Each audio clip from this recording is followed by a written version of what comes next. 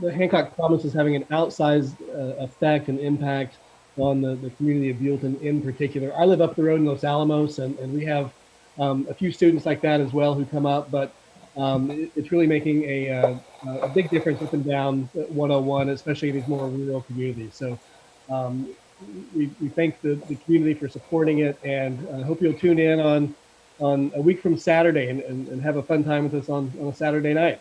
Thanks for the proclamation. Thank you very much. Judy, Yeah, you're usually not shy. no.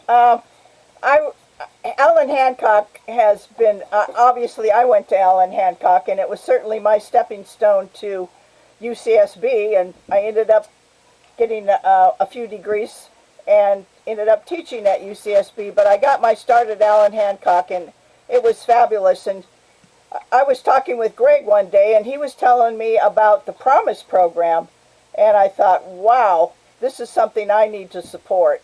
So I got on the foundation board, and what better gift can you give to anyone than an education? And education is so, so important. And I just want to say, you know, Alan Hancock is absolutely a fabulous junior college and community college, and the diversity of things they offer, all the way from transferring into a four-year institution or taking a vocational track. We have something for everyone. And that's what gets me involved in it. And I would just like to say a big thank you to the city of Buellton for recognizing Alan Hancock and recognizing its contribution to the community. You guys, Buellton's great. You guys are great. Thank you so much, and thank you for all you do for the community. And anyway, thanks for this award and recognition. Thank you. Thank you for everything that you do and Hancock does for our community. 100 years. Good gracious. That's really impressive. That's a good educational system that lasts for 100 years. So we are very, very proud to recognize you, and we thank you very much for the work you do. So thank you very much. Thank you. Okay. Thank you. All righty. I got to do 2 proclamations today. This is really a good evening. Then we get to go on to budget. Public hearings. Do we have any public hearings tonight? We have no public hearings this evening. Okay. Council member comments / items. I'll start with Ed Andrasic. Councilman Andrasic, do you have any comments or items you want brought back to council? Nothing at this moment. If it hits me, I'll interrupt. All righty, thank you. Council member Lewis, any comments or items you would like brought back to council? Not at this time. All righty, thank you. Councilman King? No, ma'am. And Vice Mayor Sanchez? I'd like to thank staff for opening the parking lot up on Avenue of Flags, and I've gotten a lot of people are reusing it, and it's just I've gone through it a couple times, and it's comfortable to use. So anyway, thanks for opening that up.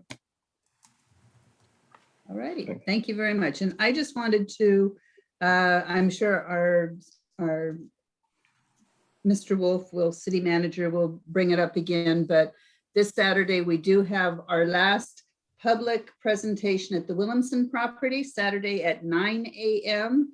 So anybody who's listening that has ideas for the Williamson property, Saturday 9 a.m. is the last public call before we go to council and start making some decisions. We've owned the property for a year now, and it's time we started figuring out what we were going to do with it, So that's it for me too. Written communications? No written communications this evening. Okay. Committee reports. Councilman Andrusik, did we have any CCWA meetings? No, ma'am, not since our last All right. meeting. No. Thank you. Any None other, at this time. Thank you. I know Vice Mayor Sanchez was just on a homeless meeting today for the county. Any updates from that one, Mr. Sanchez? No, it was a good meeting, and I guess there's some money coming for the homeless and some future stuff. So everybody was excited about that. But county seems to have it all under control, and had a nice meeting today. Yeah. Thank- Vice Mayor Sanchez is our contact with the homeless. I listened into it, and the question I had, since the only two cities that haven't signed on to the county's homeless platform is Solvang and Buellton, and I asked them what they thought our two cities' roles would be with the homeless. And they recognize that there's really not that much in the valley that helps with the homeless. There's not that much support services. So we will be concentrating in the valley mostly with safe parking. So that was kind of reassuring that they didn't want to open up the Vets Hall or any public parks in Buellton to ship people who needed services up here who wouldn't be able to get services. So anyway, and I had a open streets meeting yesterday, and April 30th, 2022 is the new open streets date.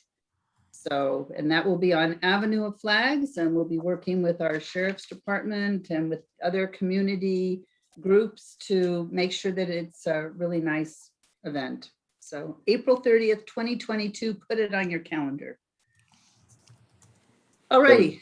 I had another meeting that I went to. Okay.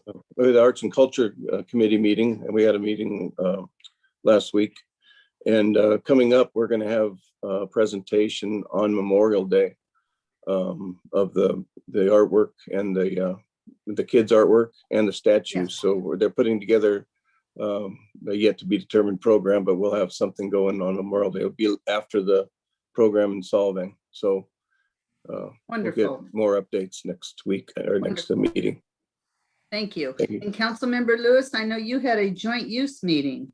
Yeah, I had a joint use task force meeting with the Buellton Union School District. It was fairly uneventful. There isn't a lot going on, what with COVID. We spoke a little bit about contract terms and some maintenance and facility use type things, and cleaning of the gym and what type of equipment we want to replace on what type of schedule, but nothing really earth shattering right now. So thank you very much. Madam Mayor, Did I miss it? Did I miss anybody? Councilman Andrusik? I meant to compliment the Walk of Fire, the presentation that Bev and I attended it, and it was you were standing right in the middle of a wildfire, and they really did a good job. And I think they had it for 6 or 7 days, 4 or 5 hours each day. They were at the rec center. Do we know how the attendance was on that? Yeah, it was over 1,000. Okay, I hadn't heard that number, but they did have a sign in. So I think they probably have a count somewhere. I just thought walking into it with the burning embers on the side, Yes. it just looked very lifelike. It looked very Scary. Right. It was. It was. Did I miss anybody? Does anybody have any other committee reports? Okay, we move on to our main event tonight, our budget study session for fiscal years 21-22 and 22-23, the biannual budget. I'm going to turn this over to Chanel Zamora as our lead, and we'll get through this. Madam Mayor, City Council members, before you tonight is the preliminary operating and capital budget for fiscal years 2021, 22, and 22, 23. This document is currently a draft, and any amounts are subject to change after tonight's meeting. A final budget will be presented to you at the next City Council meeting with any changes made tonight. The proposed budget reflects 1 year budgets beginning with the period of July 1st, 2021 through June 30th, 2023. The main focus is going to be on the first budget year of fiscal year 21-22, and a 2% increase is generally applied to the second year unless there's a more accurate amount. Any amendments needed for fiscal year 23-24 will be made during the mid-budget cycle review next year. The proposed document, which is your attachment 1, includes budget summaries and a budget detail and the capital improvement project. Before diving into the budget tonight, I'll start with a brief summary of the general fund operating revenue and expenditures. The general fund, which is the main operating fund of the city, the revenue projection is $8,850,202, and the general fund operating expenditures is estimated to be $8,032,140. That is an expected surplus of $818,092. This surplus can be applied to any current CIPs, or City Council can decide other projects to fund or any other items, or this surplus can just remain in reserves. The budgeted capital improvement project budget just for the general fund portion is $2,617,525. And in the proposed budget, these CIPs are funded by the use of reserves. Like mentioned earlier, the surplus will first be used to fund the capital improvement projects. And I think before we start into the budget, there is an assumption on the employee services portion. So might as well just do it first right now. The operating budget is projecting a 2% cost of living adjustment. So all the numbers you have before you is all assuming a 2% increase. So in earlier meetings, City Council kind of directed staff to look at employee salaries, and April 8th, 2021, City Council authorized the reclassification of the parks foreman to facility supervisor, utility field worker, and facilities maintenance worker to facilities foreman, utility worker. In addition, a new class of chief plant operator for the wastewater treatment plant was also approved. Furthermore, a new proposed salary schedule was approved for the maintenance and utility field worker 1, staff assistant planning technician, and youth recreation coordinator. These approved staffing charges will become effective July 1st, 2021, and reflected in the proposed budget. The CPO is not expected to be filled during fiscal year 21-22, so it is not included in the budget projections, but it is for fiscal year 22-23. In addition of the CPO, it eliminates the need for one lead journeyman position. Right now we have 2 listed, so beginning fiscal year 21-22, there's only need for 1. That means that the full-time employee count will remain at 19 and may increase to 20 in fiscal year 22-23. Because the CPO is not expected to be filled on a first full-time basis in 21-22, we are considering a part-time CPO that can result in considerable savings over the use of consultants. So this would allow some budget savings from the elimination of the lead field worker and the use of consultants. Some of this savings may allow for a cost of living adjustment for all full-time employees starting July 1st, 2021. Each year, staff presents a proposed cost of living adjustment, or the COLA, for full-time employees. Usually this is done around March or April because of the uncertainty with COVID, and we were unsure of how revenues were going to recover. We pushed it back and are considering a COLA as part of this preliminary budget review. The overall salaries and benefit increase from fiscal year 2020-21 compared to 21-22 with a 2% COLA is about $45,000.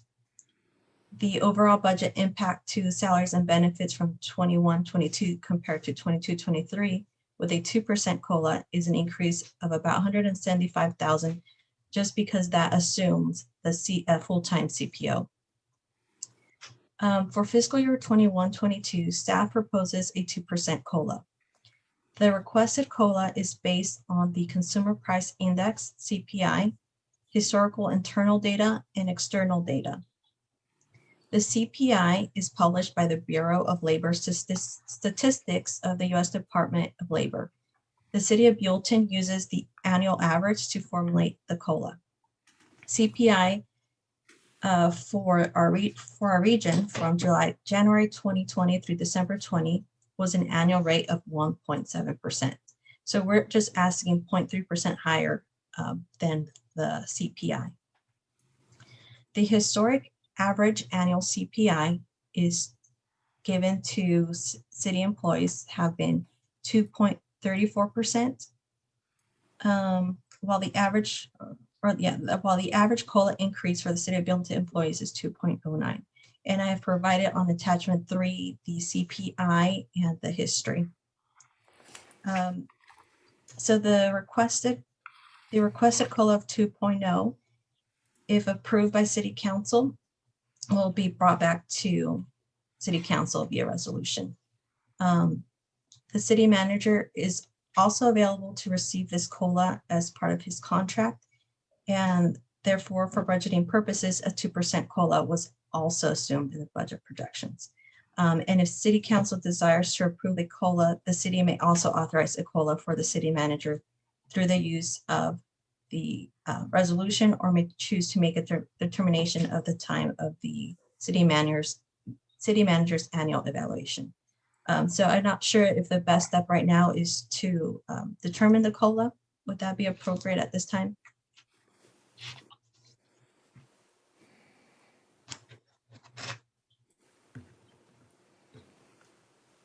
Sorry about that.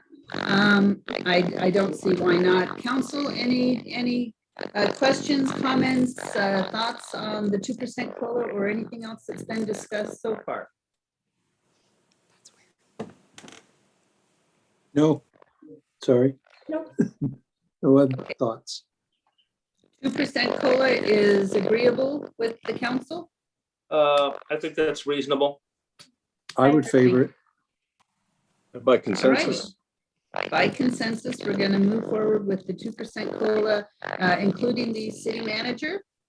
And when Chanel keeps going, if you have any questions, just jump in.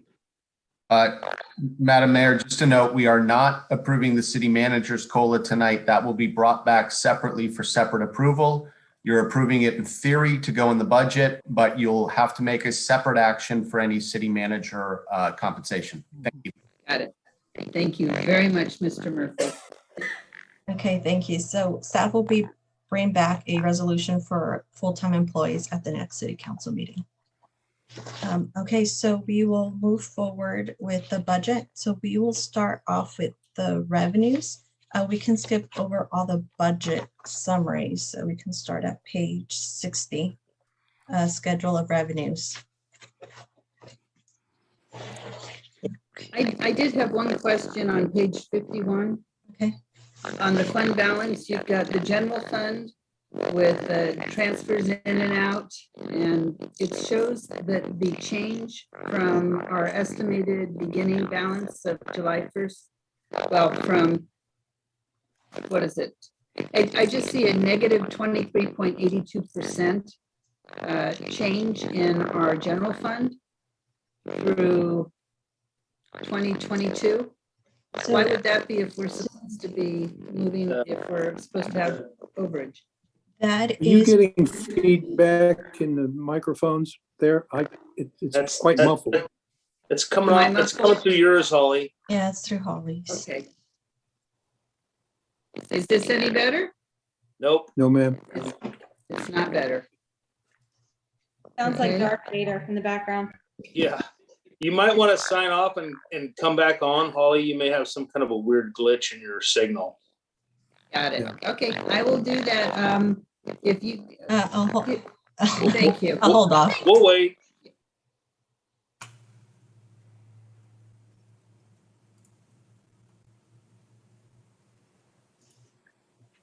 Maybe it's still on top. Maybe we can go back into chambers.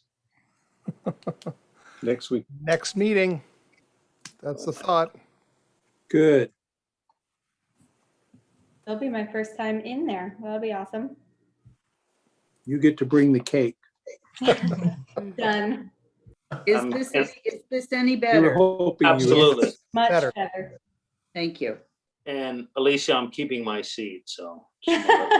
Okay, you guys sit down and I'll leave the seating chart as is. Okay, so I was just curious with the very top line on page 51 with our fund balance report, how we are down 23.82%. Is that all CIP? Yes. Or what is? So this Yeah. assumes that the full amount budgeted for CIP, which is about 2.6 million, is going to come out of reserves. So if you look at net revenue and expenditures, that is the operating surplus, and the expenditures for CIPs is about 2.6.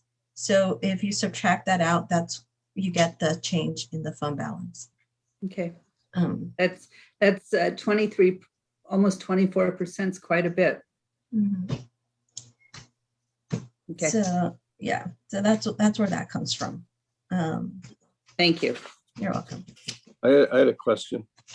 Sure, The audio is much better. Thank you. On the thank on you. page 43, on the city manager, it says that the increase is due to a cost of an acting city manager. Is that a new position?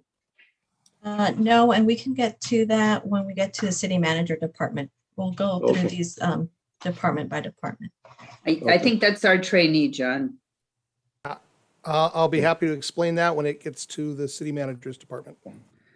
Okay, so what page are you on now, Chanel? Page 60.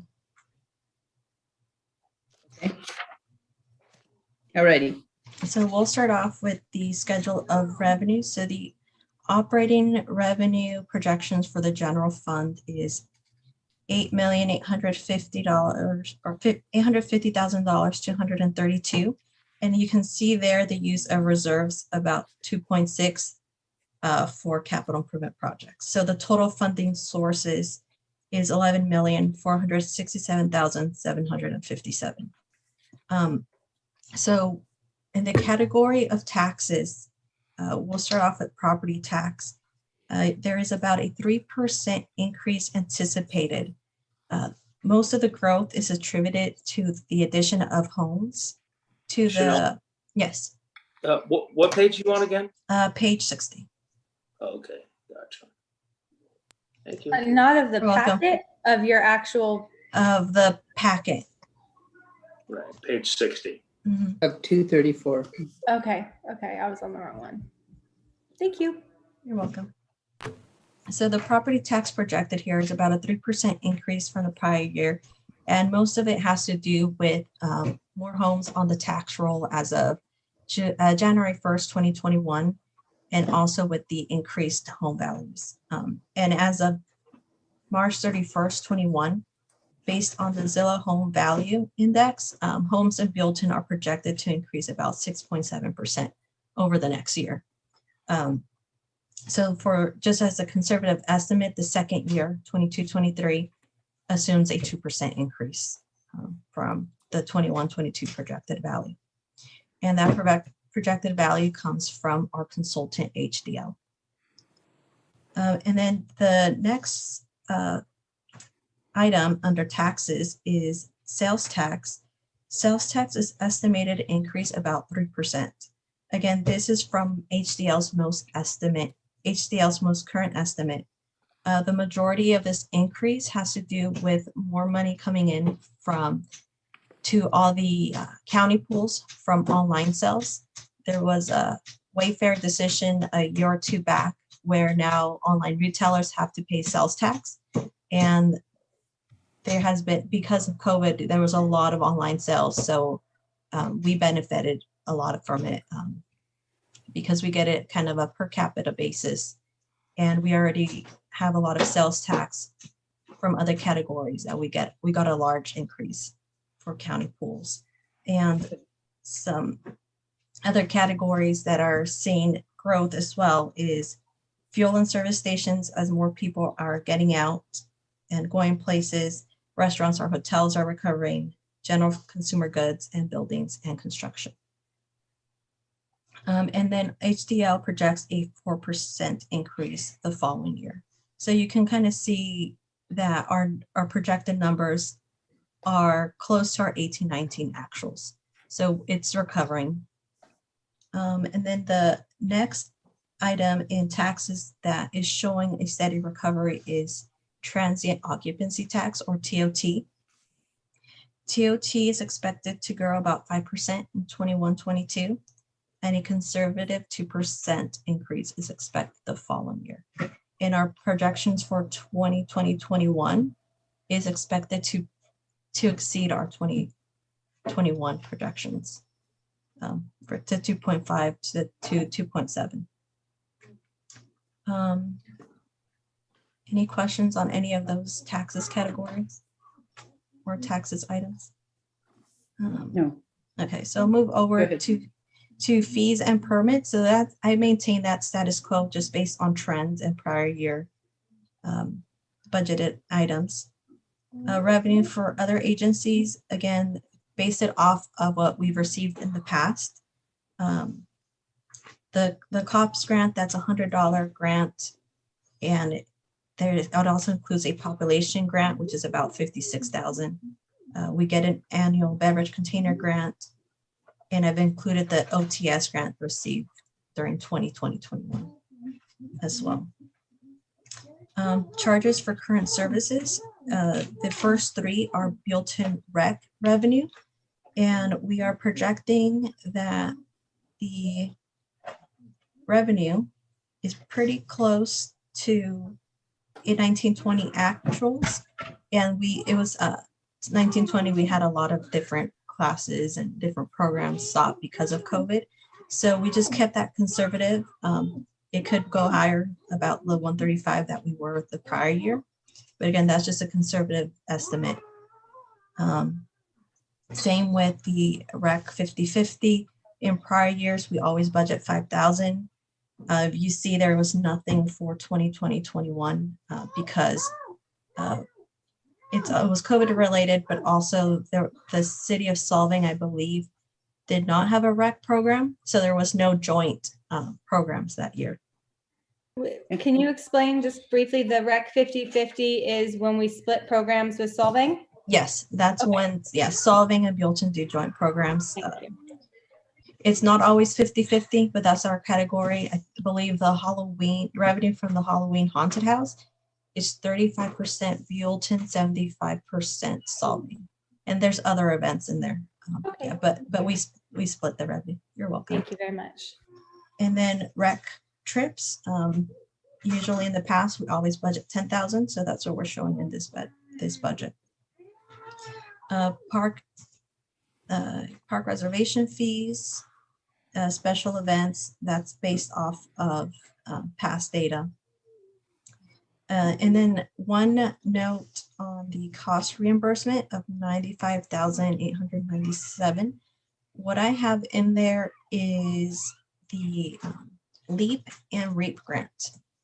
So later on, when we get to the planning budget, we'll see that there are expenditures in there that are supposed to be reimbursed by the state through the LEAP and REAP grant. So this is where we offset it is in this revenue category. Chanel, I had a quick question on the 2019-20 actual for cost reimbursement. How did it get to 692,234? That's huge compared to. So that is the CARES Act funding. The majority is CARES Act, and then the FEMA reimbursement. Thank you. You're welcome. And then another big one in there was the Highway 246 reimbursement as well. Okay. Thank you. You're welcome. And then miscellaneous, again, conservative estimate. So there's nothing much there. And then fines and penalties. If you notice the drop in crimes and fees and fines and penalties compared to prior years, not sure why, but just based it off of what we've been receiving this year. And to be conservative, I dropped those numbers a little lower. How much do we get with fines and penalties? Say the motorcycle officer, Jose, pulls somebody over, it's $100 ticket. How much of that ticket does the city actually see? I'm not too sure what the amount is, but the way that the county pays us is on a monthly basis, based on whatever was given that month, and it varies from time to time. Okay, And thank Madam you. Mayor, I can give a little bit of an explanation as to why the numbers are so significantly different over in the past year versus the prior years. Due to the pandemic, there's been a shift in policy on the part of the criminal justice system. You know, there's a zero bail policy in effect, and the district attorney is declining to prosecute a lot of these issues, or a lot of these arrests that would normally generate these kind of fines and penalties. And so those monies are either being they're either being deferred until such time as those get processed, or they're just going to be lost, one or the other. But I think in large part that has to do with the pandemic and the effect that it's had on the criminal justice system. And Lieutenant Green, if you have anything to add, please do. I appreciate that. Thank you. As you know, Madam Mayor and Council, with the pandemic, there was what we would call, a very selective way of going about arrests and stops that were meant to limit our exposure to the public and the public's exposure to us, trying to keep our forces as healthy as possible in the beginning of this. So you're probably going to see, well, not probably, you will see a sharp decrease in that specific area between citations and fines. And the city manager is on point with what he said regarding DA action and court action. If it is something you really want to know as far as overall percent, I might be able to dig in there and find out how much of a percent the city gets when a fine has gone through, say, a speeding ticket, for instance, fine. I think Councilman King may know that a little bit about that as well, that it's not what you might think it would be. Well, I appreciate that. I just, I know that our officer Jose is extremely busy, and we truly appreciate it. I totally spaced on the whole other fines and penalties with court cases and everything else. So it makes a lot more sense to me now. Thank you. And I can chime in on that. The state of California, as far as state officers, the state does not get any compensation for that, because they did not want state of California officers going out and being basically headhunters, generating revenue for the department, state of California Department of the Highway Patrol. Some of the counties get a small percentage, but it's not. It mostly goes to the county when there are fines involved in that. So it's the law enforcement agencies do not get a major percentage because they didn't want headhunters going out and trying to generate revenue for those departments. So it's basically nominal. Thank you. Thank you very much. Okay. Okay, Chanel, go ahead. So we'll move on to the use of money and property categories. These went down significantly because it is assuming that interest rates will remain low for the next couple of years. And that's just based on what we're receiving currently with LAIF and our other certificate of deposits. And with rent, that is base pay with the rent revenue received from the post office and the golf course. And you notice it was higher before because that also includes rental revenue from the Buellton Gym and Buellton, the Buellton Rec Center rooms that are for rent. So again, it was just conservative using those baselines lease in there. And then as discussed earlier, the other financing sources includes a pool from the reserves for CIP. Okay, so that was general fund revenues. And we'll move on to the wastewater fund. So for wastewater fund, we kind of budgeted based on current trends for sales, and it's about $1.2 million. It's just estimated a little lower 2021 just because hotels weren't open the whole year. So that new 21-22 number assumes everything's going to be open and going to be pretty similar activity to 1920. And there are more homes now receiving water service. So that's why you see a higher increase as well. Setup charges, $800. Again, that's just based on the turnover we see on a monthly basis of new water accounts. And late charges, $2,500 compared to the numbers prior years. And the reason for this is because of COVID, we're not charging any late fees. So that's why it's zero. And we don't know when we're going to start charging late fees. So that's why the number is lower. It's assuming kind of half a year of late penalties. And with interest, again, it's a little lower because of interest rates on there. Right. So overall, the wastewater operating revenue is expected to be $1,228,128. And it is expected about $2.6 million to be used from reserves to not only fund CIPs, but also absorb any deficits that the fund may have.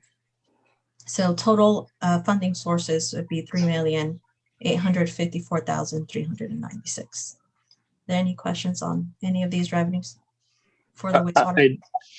I do, Chanel. Okay. So this is basically the first year we're showing that we have. I'm looking at 2,318 in the plus. Is this the first year we're showing that? And we are not in the plus. We're showing negative. This is wastewater. Wastewater.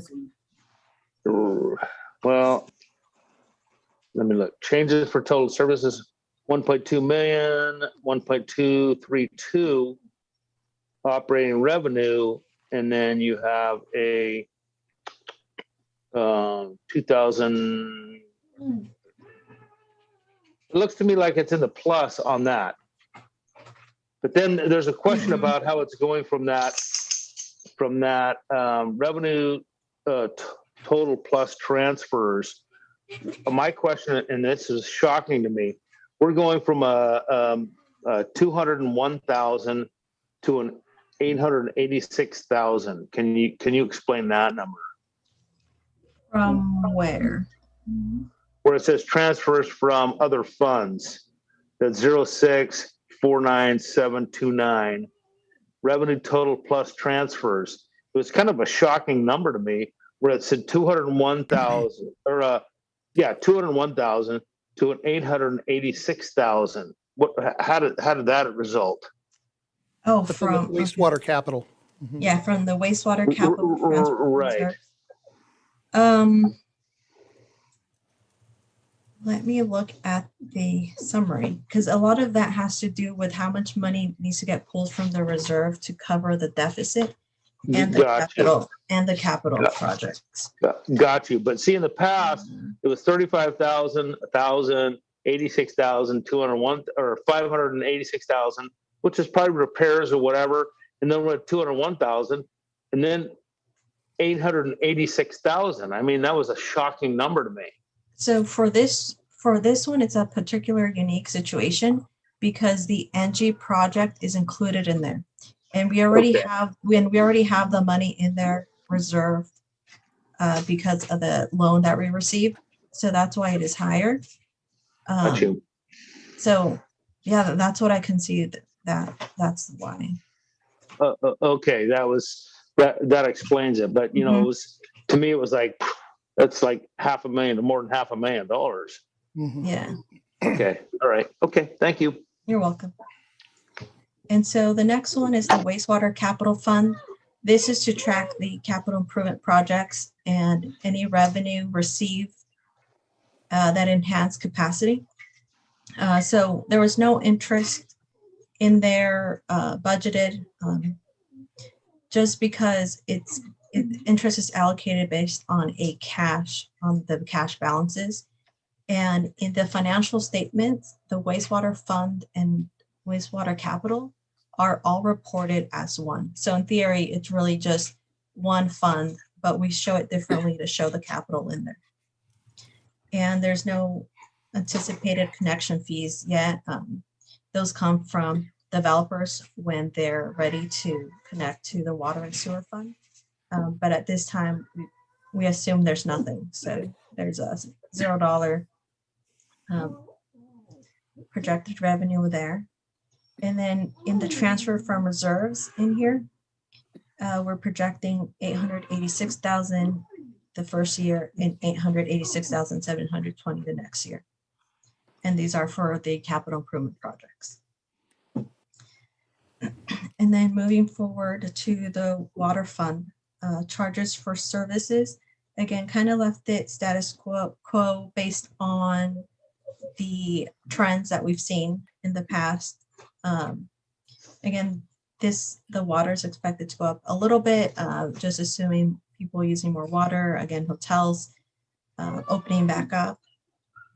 And late charges, again, that was dropped due to the no penalty policy that we have right now. So next one, use of money and services. Similar, again, interest rates are expected to stay low. So that projection is lower than before. And hydrant permits, miscellaneous other revenue, 1,800 versus 2,250. That's just assuming a certain dollar or a certain amount of connections using the hydrant meters. And for reference, it's anybody that has a hydrant meter, it's $50 monthly fee a month. That's that number is 1,800. So the estimated revenue for the water fund is 2,658,500. And then the transfer from reserves, it's estimated to be 1,331,136. And again, that's a larger number because the NG project is included in there. And then the second year is 269,734. And is that 269,734 reflective of the ongoing deficit, or? It includes, and I don't remember, let me check. It includes the capital improvement projects. And I think that second year, 269, that second year, there was no deficit projected for the water fund. Okay. So strictly CIP. You're welcome. Okay, so now moving on to the next fund. So the next fund is the water capital fund. So again, this is just to record the capital improvement projects. We estimated no interest, no connection fees, and we're estimating a draw from reserves for capital, or a draw from the water fund for capital of 437,000 for fiscal year 21-22 and 437,740 for fiscal year 22-23. And now we're going to get to the special revenue funds. These next funds are all have revenue restricted to a certain purpose. So the first one, the housing fund, projecting interest of $1,000 and then 1,020 the second year. Housing fees, estimating 225 the first year and estimating the same the second year. And traffic mitigation fund, interest of 80 and the second year 84. Traffic mitigation fees, we projected 0 just because we don't know what developments are going to come in the next 2 years. So the total of $80 revenue the first year, 84 the second year. So Fund 25, the gas tax fund, interest is projected to be $960 for fiscal year 21-22 and $979 22-23. Revenue from other agencies, these figures are all estimated based on the state's January 2021 estimates. Usually the state revises them around this time of year in May. So if by the next time we bring you the budget, they've updated, we can update those numbers. So I don't know if you have any question on those.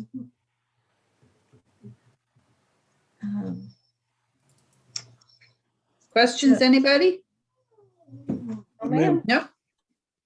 So one thing to note on that one is there's no budgeted for traffic congestion relief because that ended in 2021 or 1920. So 2021 was the first year that we no longer received that money. So that's why you see 0 in that particular budget line item. And then moving on to the transfer from reserves. This is for CIPs. So $168,604 is expected to be withdrawn from reserves for a gas tax. So that's a total funding of $490,146. And then Fund 27, which is the local transportation fund. For interest, we're projecting $320 for fiscal year 21-22 and $326 the following year, 22-23. The amount here on the LTF bikeways, that is the amount that was on the TDA claim. So that's an amount of 4,601, and a 2% increase was estimated the following year for 4,693. So the total proposed revenue for the local transportation fund is $4,921, and the second year is $5,019. And then for transfers from other funds for the LTF fund is transfer from the general fund of $25,579. The second year, $25,481. And then a transfer from Measure A of $63,000 for both years. So total revenue plus transfers for the LTF fund is $93,500 for both years. And next fund, Fund 029, Transportation Planning Fund. The interest is proposed at $64 for 21-22 and $65 for 22-23. STA funding, it's budgeted at $50,000 the first year and $51,000 the second year, for total funding of $50,064 for fiscal year 21-22 and $51,065 for fiscal year 22-23. And no transfer from the general fund will be required because the fund will have enough revenue to offset the expenditures. And then the last special revenue fund is Measure A fund. $1,152 is expected to be received by interest, and the second year, $1,175. The next one is Measure A. So this is money received from Measure A based on the Measure A 5-year plan that was adopted. That's for fiscal year 21-22 is $390,478. The second year, $400,736. And then transfer from reserves, $235,835 is expected to be used for CIPs. So total, Chanel, yes. do we have any idea what Measure A project we're going to be doing with that transfer from reserves for the 627, 465? I wasn't aware of any Measure A projects next year. So that's 235, 835 is the amount, and that's actually in the capital improvement project. So let me pull that up.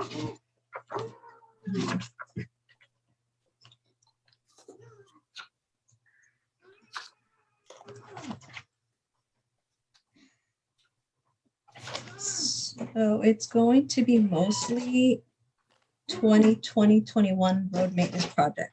So usually what happens is a project is not completed on the current fiscal year, so it's rolled over. So it's essentially in reserves. If that makes sense. Okay, but What page is that on?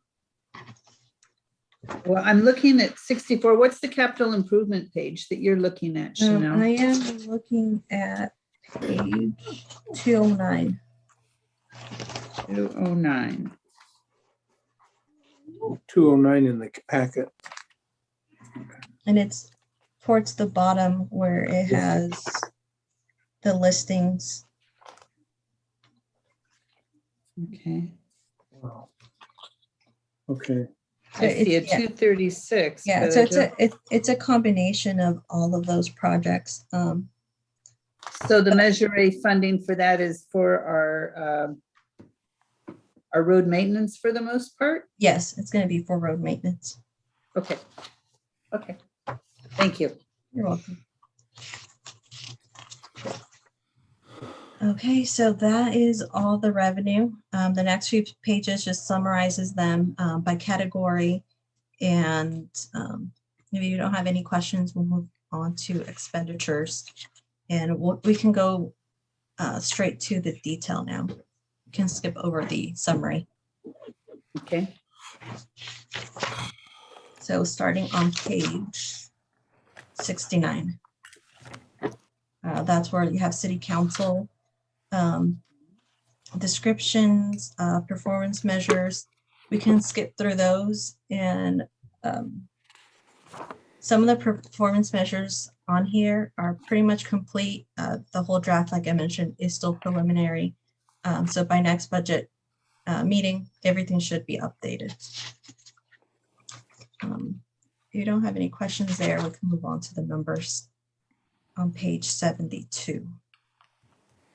I just, well, I guess 72, the operating and maintenance with city council, the 21-22 proposed at 36,060. I thought we were setting, well, I guess we're setting 25,000 aside for our redistricting efforts, correct? It should be 15,000 is going to be the 15. cost. 15,000. So why do we have a proposed budget in operating and maintenance of 36,060? That is including that 15. So it's a sum of all those columns. Yeah, but if you had the 15 and you kept the normal at about 10, that would be 25, not 36. I'm missing something. Madam Mayor, the normal is not, what you're seeing here for the year-end estimate for 2021 is not normal. It's actually significantly depressed over prior years. Primarily, if you look at the travel and training budget, has gone down almost $9,000 due to COVID and the lack of conferences and meeting in Sacramento and the sort. Thank you. So on the next page that Chanel was trying to get to, it breaks down operating and maintenance then. Thank you. Yes. Sorry about that. It's okay. Okay, so looking at the city council page, we can skip the employee services. Again, that is all reflecting the 2% increase, cost of living and all these budget line items associated with it. So election expense, we're projecting $6,000. And if you see in the past, it was lower. It just depends on what the county bills us. And from the most recent invoice received, it was 5,626. So we're budgeting potential increases in the future. So now that's why we budgeted 6,000 and then a 2% increase the following year. And Now, 21, 22, we don't have an election though, right? Linda, you want to answer this? Yeah, actually, we'll start election about February of next year of 2022. So Okay, before you know it, we're going to be into election. And then it starts in February and goes all the way through to November. got it. Thank you.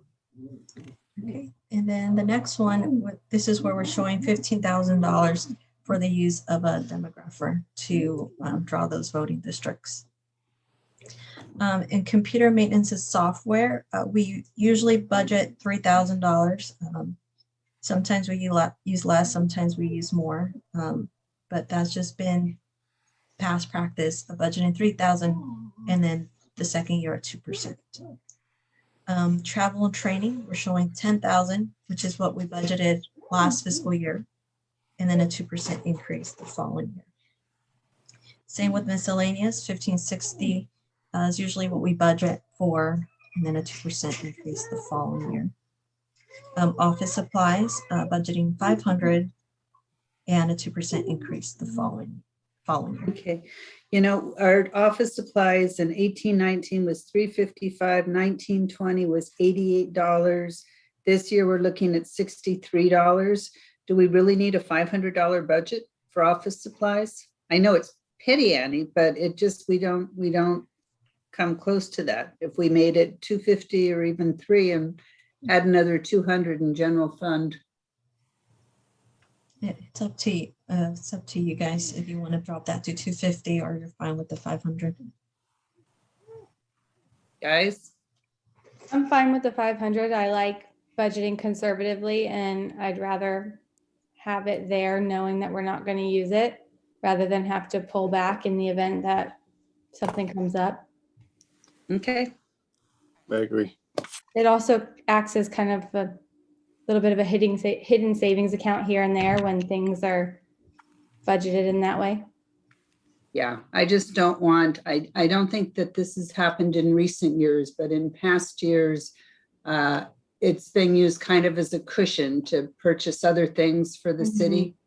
Yes. And that's my concern, since this is one of the most important jobs a council member has, is to be fiscally responsible. So if the crew is ready with 500, then that's fine. We've never gone over 355. So what is there is an internal process for approval of what is and is not an allowed expenditure in terms of like office expenses. Like you couldn't just go buy a brand new desk if you felt so inclined, correct? No. And for the office supplies is more centralized. We do have a purchasing officer. So if any department needs anything, it goes through them and then they'll put in an order. And it could be, I'm just projecting estimated could be lower just because, this is the city council budget, but really you guys are not really in there that much. So it could be, and then with COVID as well, not a lot of staff in the office.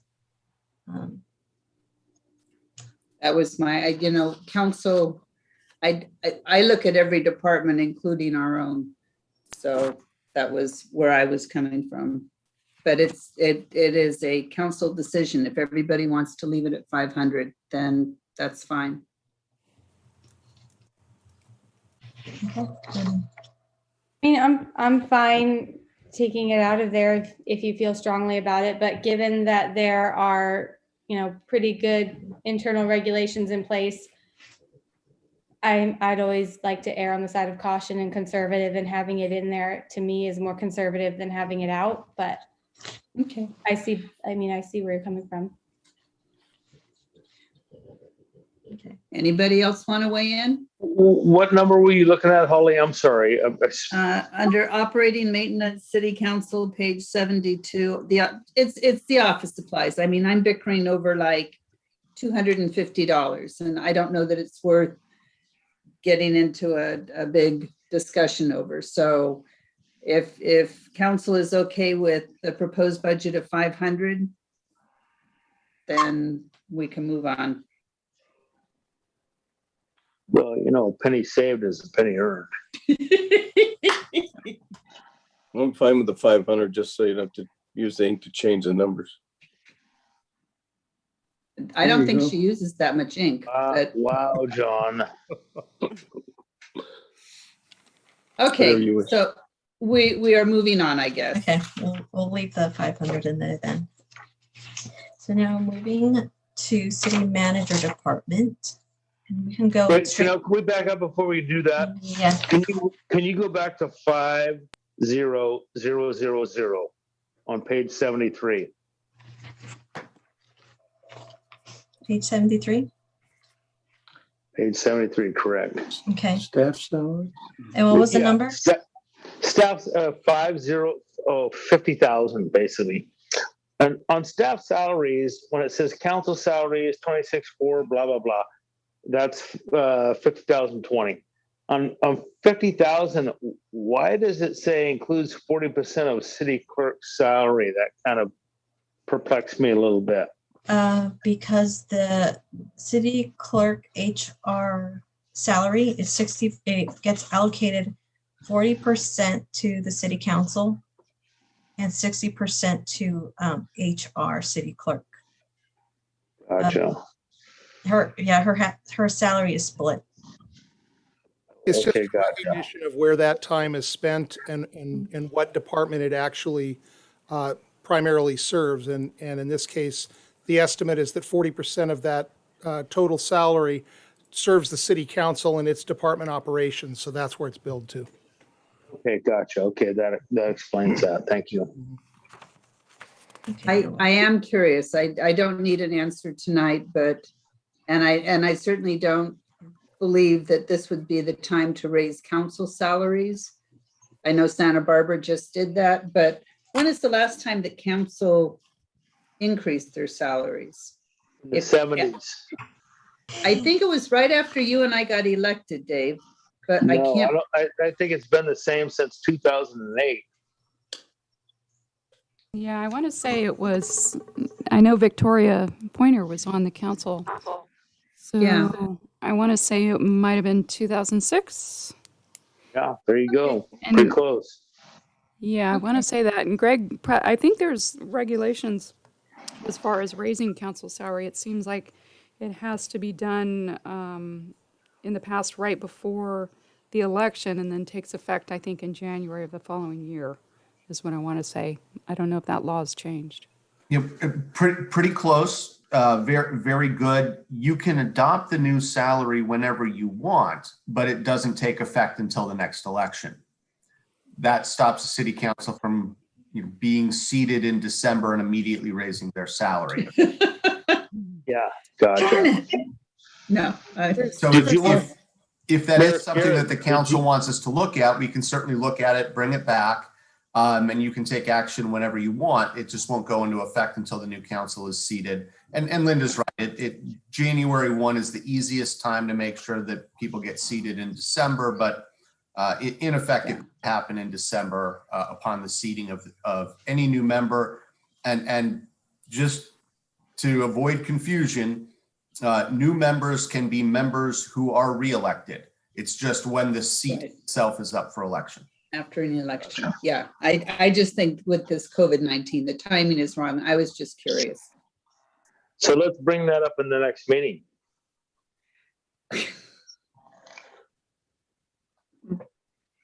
You're going to be Go there? on, Chanel. Okay. Please Okay, go on, continue. Chanel. Please continue. Okay, so next department is the city manager department. We'll go through the detailed portion of it. So this department overall shows a 5% increase in the budget A majority of this increase has to do with the, you can see on budget on 515 acting city manager pay, 3,850, and then the second year 3,927. I'll have Scott give his discussion on this particular budget line item. All right, would you like me to do that right now? Yeah, you can do that Okay. right now. Certainly. I'll note that we'll probably change the line item on this from acting city manager pay to assistant city manager pay. I want to indicate right up front here, the creation of an assistant city manager position in this case is not to provide me as a city manager with an assistant. In this particular case, the creation of this assistant city manager is it's essentially a stipend that would be paid to a particular employee who's already a member of our staff, not a new staff member, and that member of the staff would be working in addition to their normal duties, would be working to essentially learn the basics of how a city functions beyond just their own department, to learn the day-to-day tasks of a city manager. And rather than this being a new staff position, I think the best way of looking at this is one of two ways. It's a professional development tool for our higher level managers to essentially get a broader view of local government and how it operates. And it's also a matter of succession planning, and it's of benefit to the city council in particular as a whole, because at any given point in time, we don't know when the city council may decide that it is time for the current city manager to leave, or a passing bus might make that decision for you. The point of having this assistant city manager position, if you will, is to ensure that during the time between the unexpected or expected departure of a city manager and the time that you can hire a new city manager, you've got 1, 2, 3 staff members who are capable of performing the functions of the city manager on a temporary basis, so that you're not forced into taking extreme measures to fill that position. As an example, well, you can look at any number of cities lately where the city manager has left either voluntarily or involuntarily. Of note, in most cases, the city council will turn and will either appoint a member of their staff as the acting city manager during that period, at which point they will increase their pay to something akin to what a city manager salary would be, or they will hire an interim city manager, someone who is not a member of their staff, bring them in to perform that function. The difficulty with that in this particular area is, given our remote location and the lack of depth in the pool of potential applicants out here, the city would wind up paying an excessive amount of money to get someone to come out here and take this role on for a limited period of time. So it makes more sense, at least in my mind, to have someone on our staff prepared to take over in that case. And so essentially this would be a training program for that person. And far from it being a way for me to reduce my workload will actually increase, because part of my task will then be to take on the training of this individual. I envision this will be a 6-month rotation. We'll start with all of our department heads.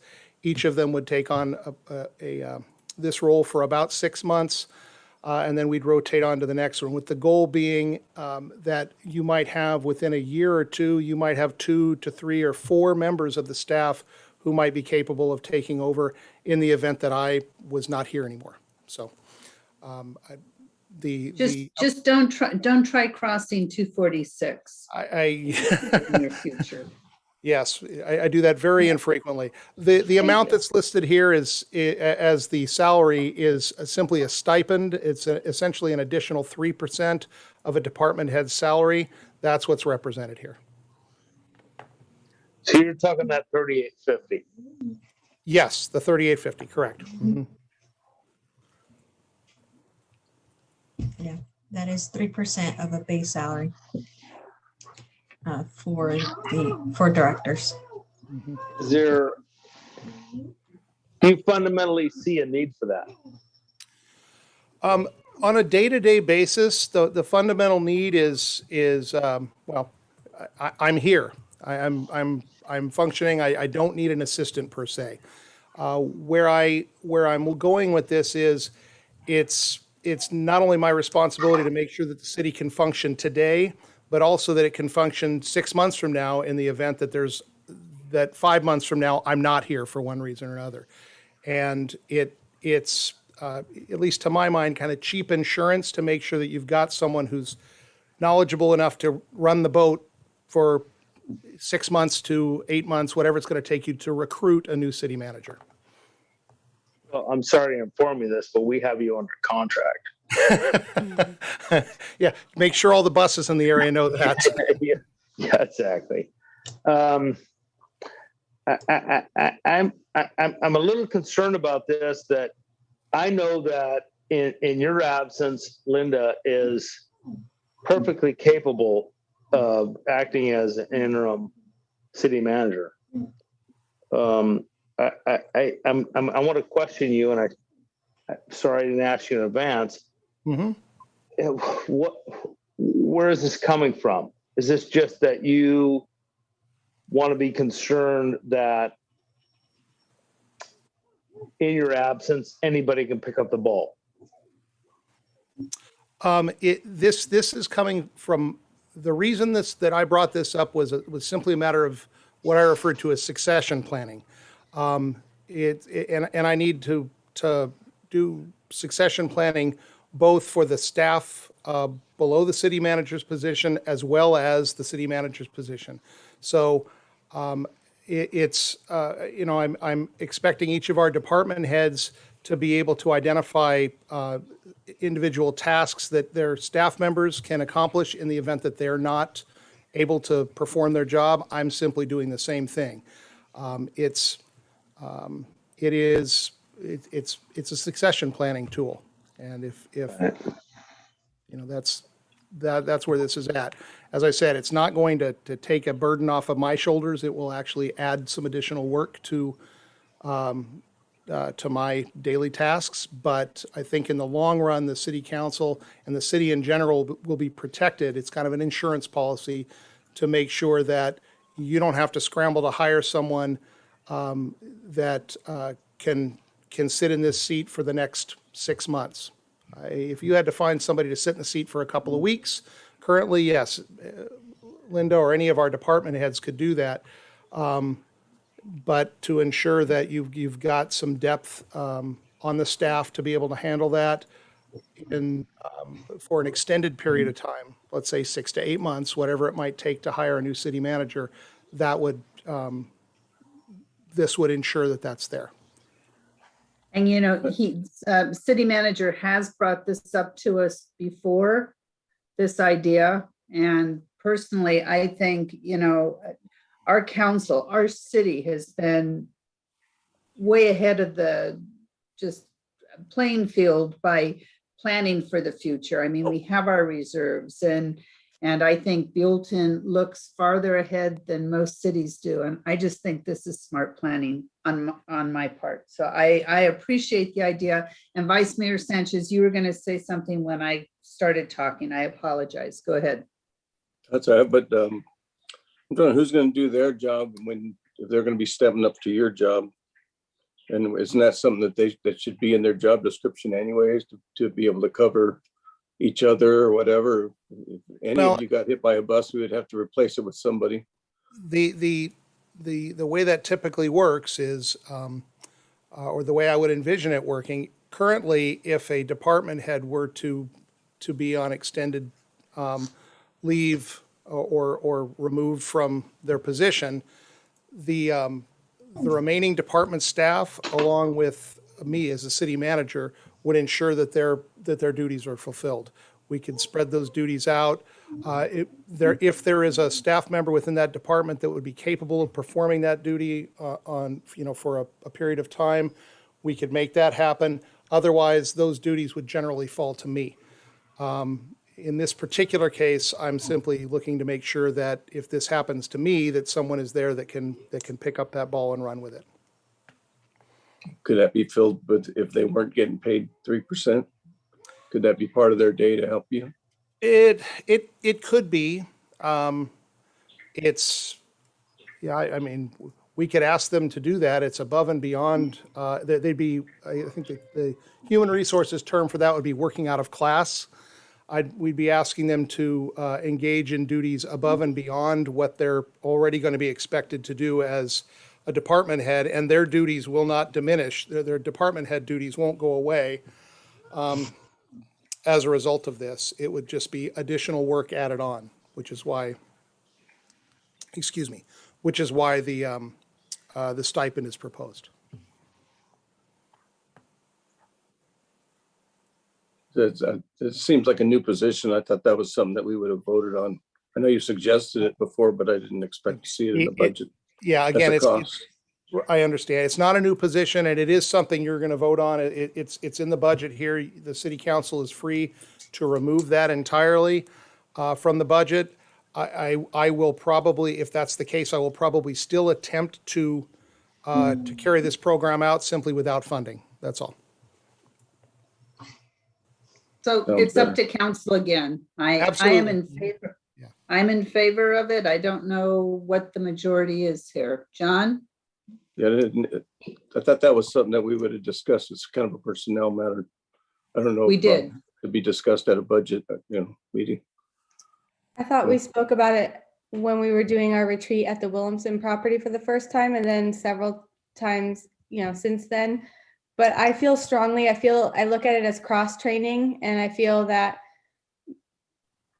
in all organizations I've worked for before, cross-training has never hurt. It's only helped, and it's only benefited, not just in the situation where the person doing the training knows that someone can take over if, God forbid something happens, but it also allows the other individuals to have a better breadth and understanding of what's going on in their organization. And it tends to create more well-rounded employees who better understand situations.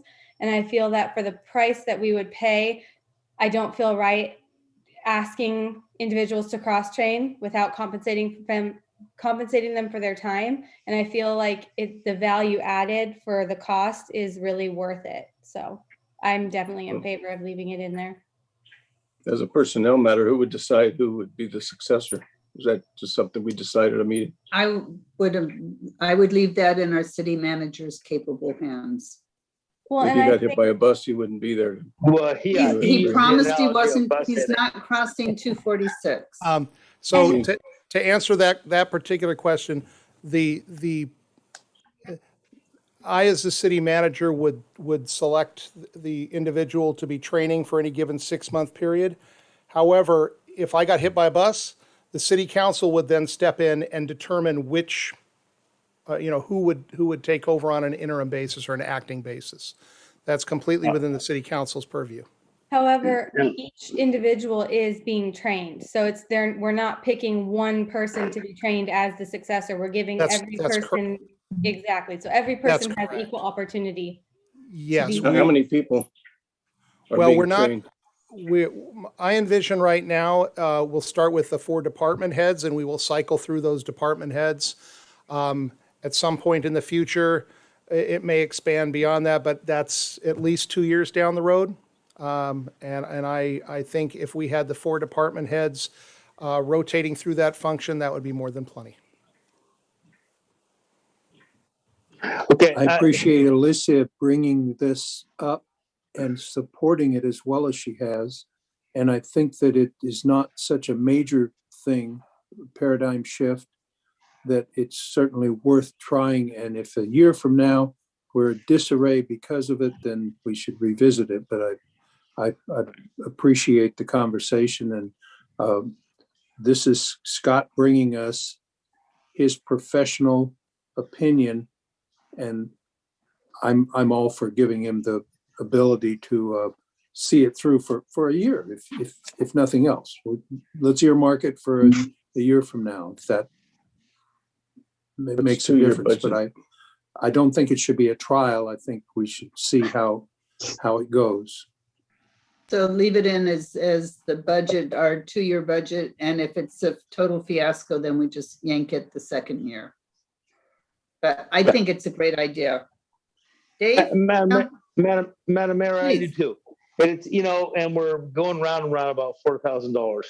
But let's do the training as is suggested and put a list of succession. 1, 2, 3, 4 amongst our department heads. And then we don't have to make a decision about it later. Well, council will make the succession list. I mean, but Right. the city manager will do the training. Yeah, Okay, absolutely. so- Absolutely. But if we have a list of succession, Right. if heaven forbid that something happens to Scott, that we have our 1, 2, 3, 4, just like we do in most politics. That works. Okay, so we're all okay with acting city manager pay account number 50015, right? Right.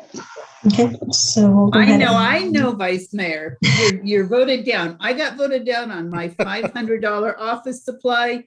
You lose out on this one. Okay, I'd just like to make one request before we move on, that we all agree that from this point forward, we'll stop talking about me being hit by a bus.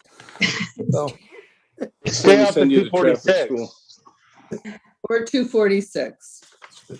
And Okay. Dave, I did the research, and the last time council got a raise was 2008, so you were right on. Yeah, that's pretty close. Yeah, right. I knew I was there. Yeah, we were there for that one. Okay. Chanel, take it away. Take it back. Okay, so now moving on to operating and maintenance. The total budget on that is the same as the 2021 budget, $100 for computer maintenance, $26.40 for membership and publications, $3,000 for travel and training, $500 for office supplies. So no changes there. So we're good. We can move on to the next department. Please. Okay, so page 403, the detail starts at page 85. So the salaries all include 2% increase. Operating and maintenance, again, this is similar to what was budgeted the prior year.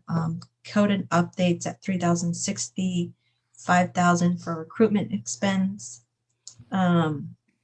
Actually, let me go back. I forgot to mention the $5,000 in hourly employee. That was anticipated fiscal year 2021 to bring in somebody to scan all the ordinance, all resolutions. But because of COVID, that didn't happen. We didn't feel comfortable bringing in somebody into the office. So we're carrying that over to the next 2 fiscal years. So if council still is in favor of that, we can keep it in the budget. So no changes. Which page are you on? Page 85, and this is up on employee services, 530. Thank you. You're welcome. Okay. Still agree with the discussion we've had, so Okay. Yeah. Okay, so fine to move forward. okay, so back where we were. So the next one, advertising legal. We budgeting 3,570, and then membership and publications for 80, $3,000 for travel and training, miscellaneous 510, office supplies 500. Now, why are we doing, I'm nitpicking with the 500 again. We've spent 121 one year, 77 the next, 193, and we're back up to 510, 520. That was based on prior budgets, what we usually budget for. And again, sometimes we budget or we expense less than anticipated. You've always spent less than anticipated, so maybe it's time to lower the anticipated. See what's in there. I mean, miscellaneous is for any office supplies or miscellaneous various. Yeah, Supplies, materials, that should be covered under office supplies. And that one, I'm not even touching with the 500 there. I just think miscellaneous should be brought down.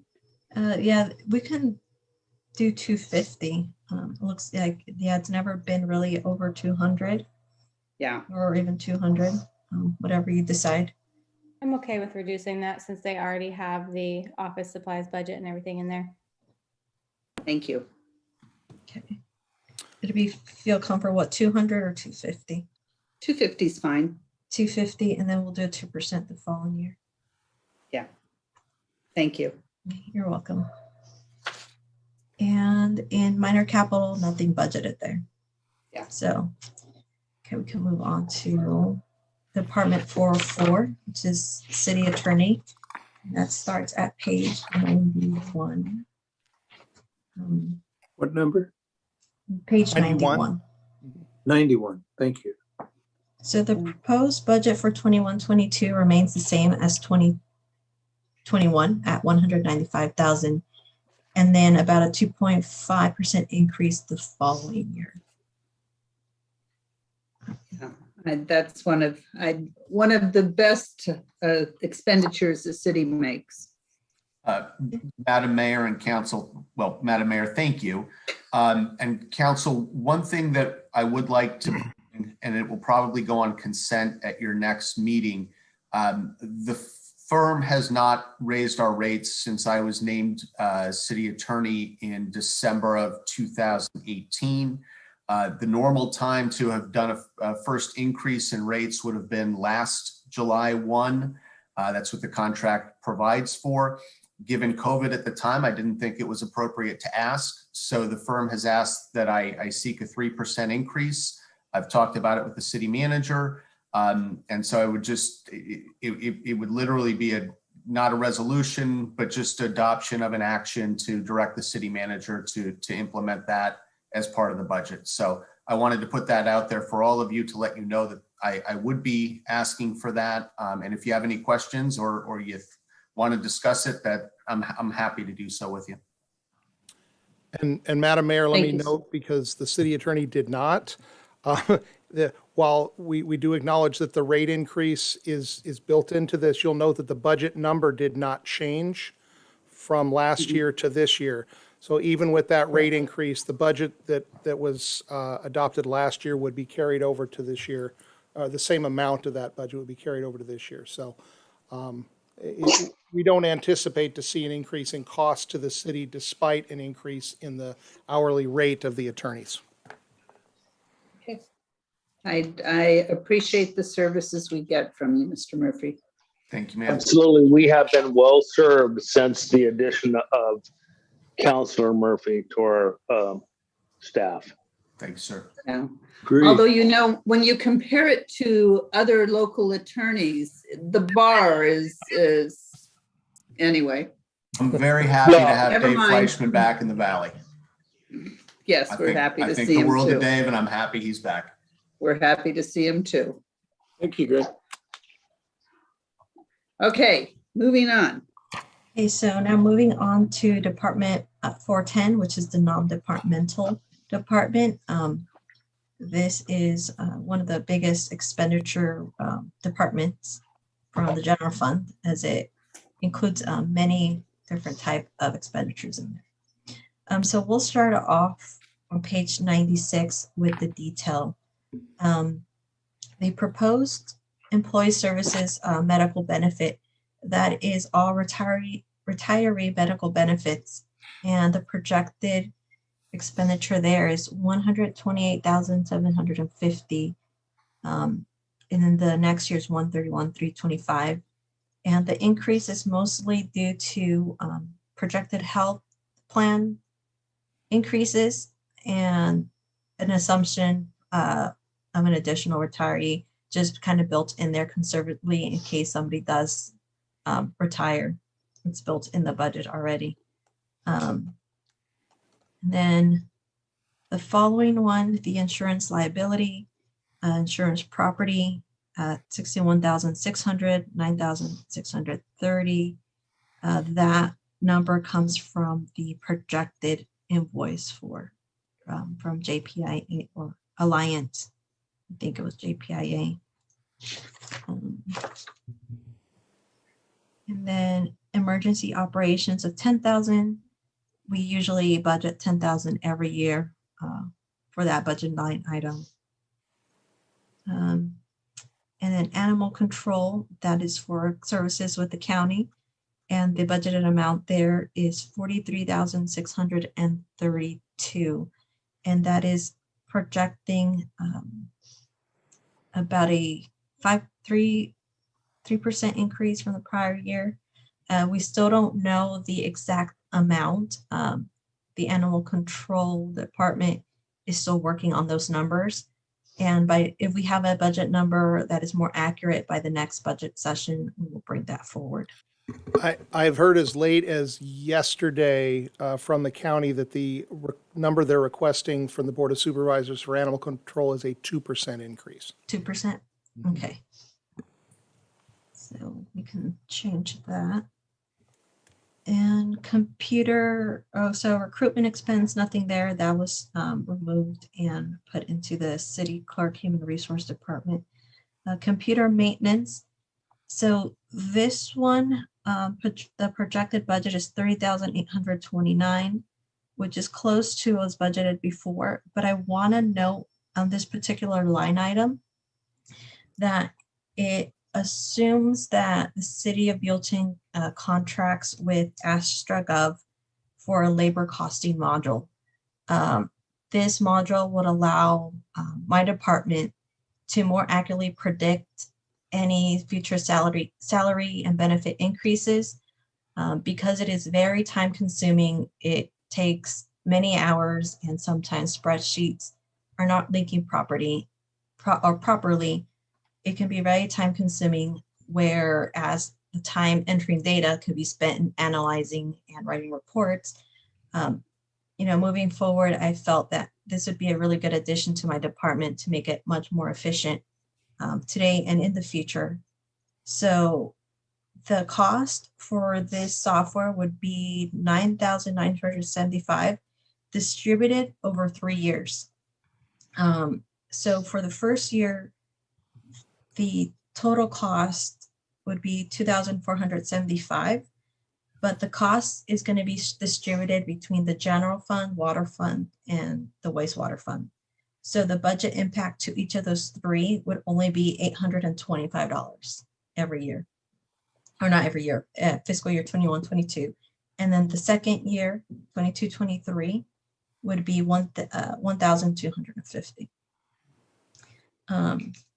So that's why you see that little minimal increase there in computer software, computer maintenance and software budget. So Chanel, you've got this listed in non-departmental, and then it would be included in public works, wastewater, and fine.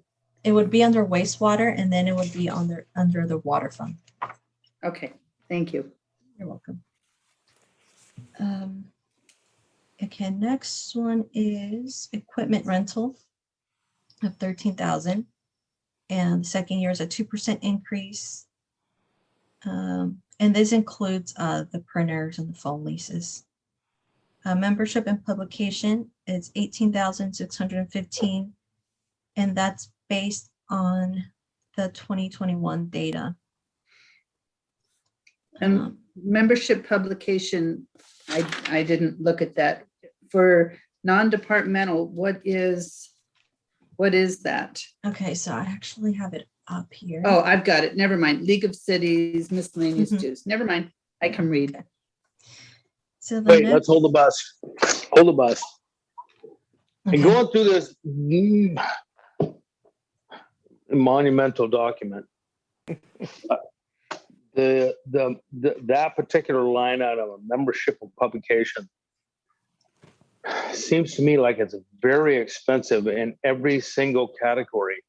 3,000, 4,000, 3,000, all the way through this document that laboriously went through. Why are we spending that much money on memberships and publications? We've gone through this. Holly and I have been like advocates for the reduction in this, like every single time we go through the budget. and it seems to be a pad. I'm sorry to put it that way, but why are we spending tens of thousands of dollars in publications and memberships? I want that explained to me, because we go through this every single time. Mm-hmm. Well, I can't. We are tight-fisted here in the city of Buellton, Mm-hmm. especially Holly and I. We counsel a long time, so is Ed. Every budget cycle we go through, we are spending tens of thousands of dollars on publications and memberships. Right. Really? Yeah. So I can explain that the non-departmental publications and memberships tend to be memberships in organizations for the city. So the bulk of that is the League of California Cities, our annual dues. There are a few other things that fall,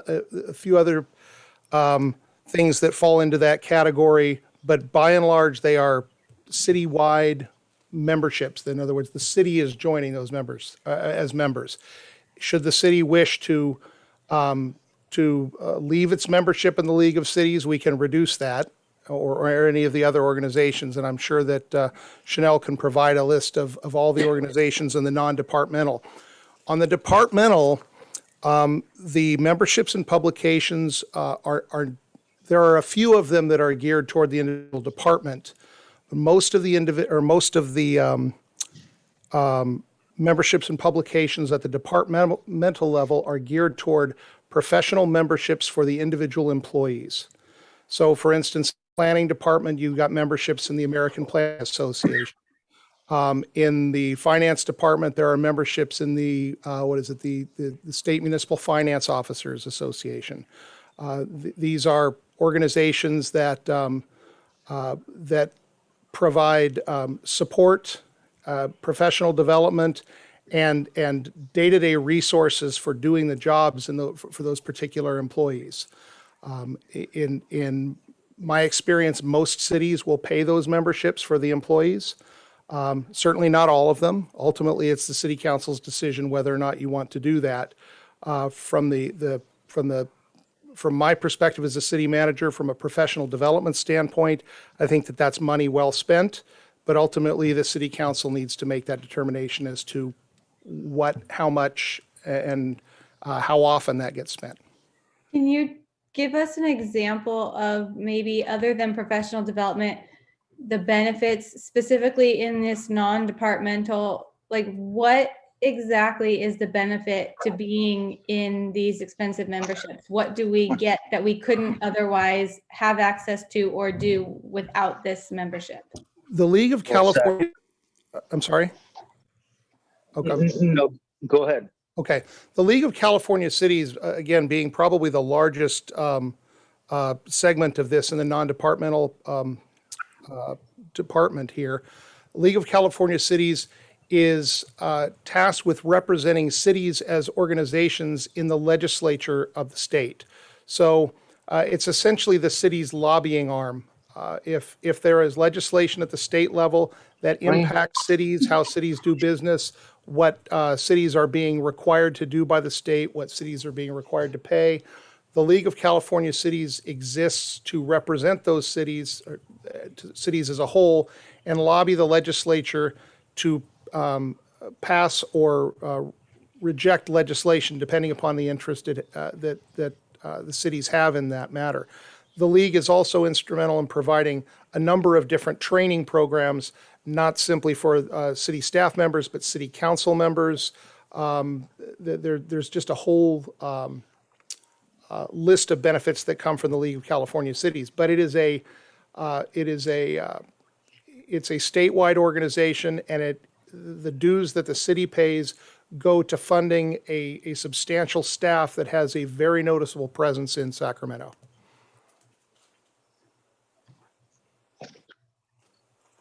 Is it safe to say that we reap the same benefits from that legislative arm, whether or not we are members? Well, I suspect that if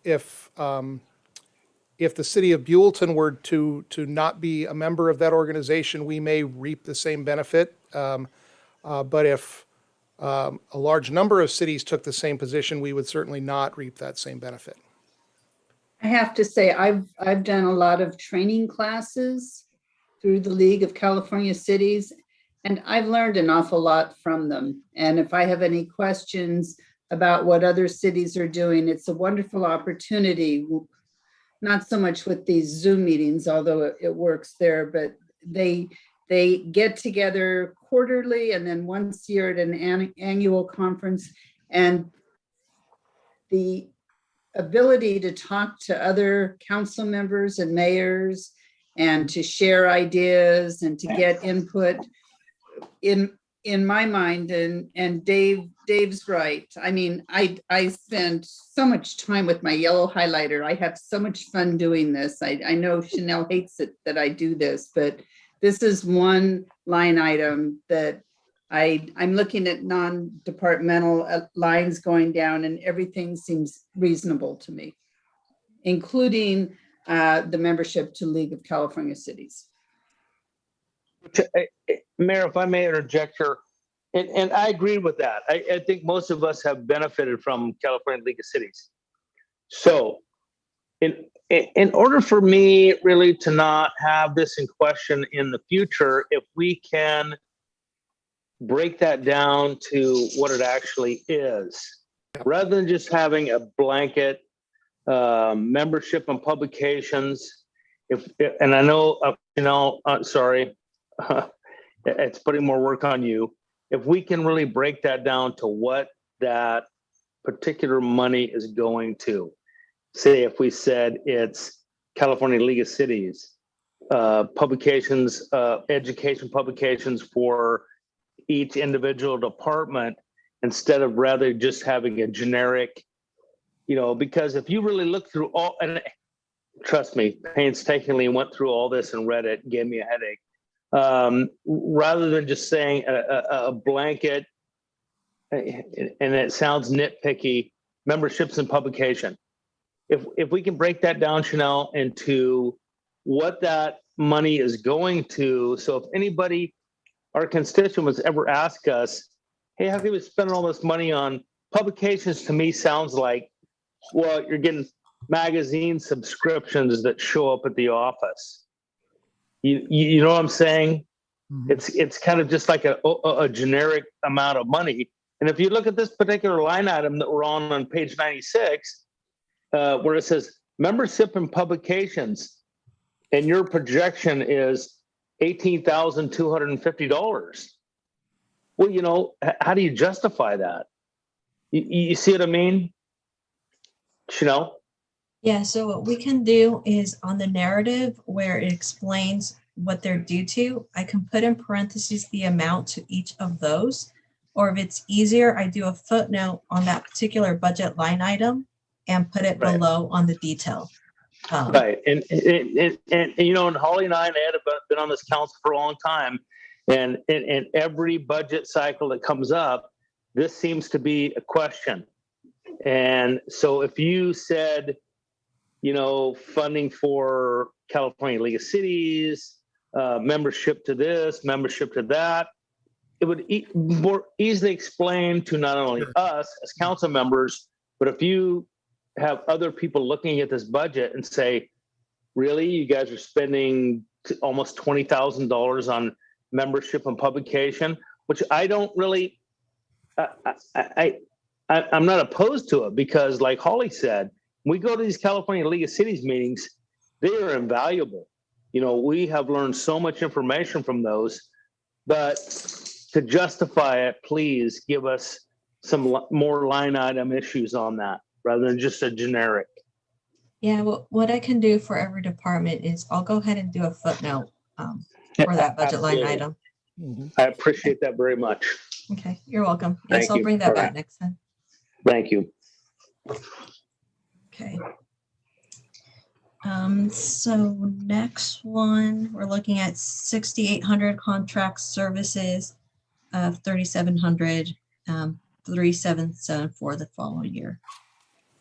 And then miscellaneous of 10,000 and then 10,200 the following year. And I believe this one does have a footnote on there.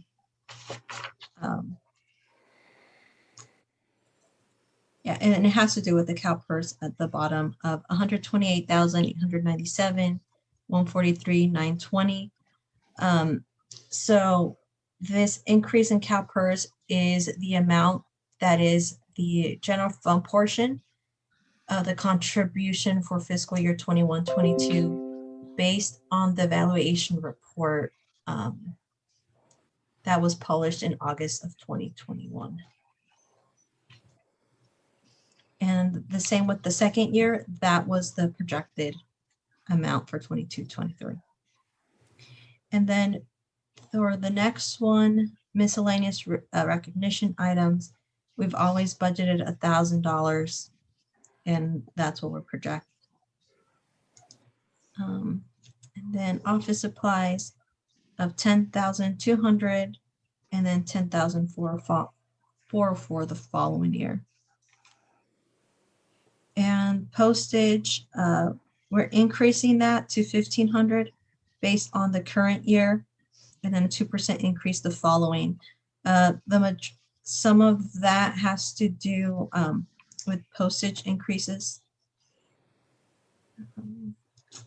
Utilities, sewer, we're going to budget this similar 2,916 for both years.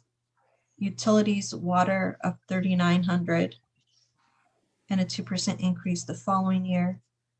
Utilities, gas, that one shows an increase, not only in gas, but in electric, because the Williamson property was added to this budget line item. Mhm. And then the next one, which is internet access website maintenance, we're budgeting 8,000 and 8240 the following year. Next one, newsletters. As you can tell here, we've never really spent any money, but every year $500 is spent.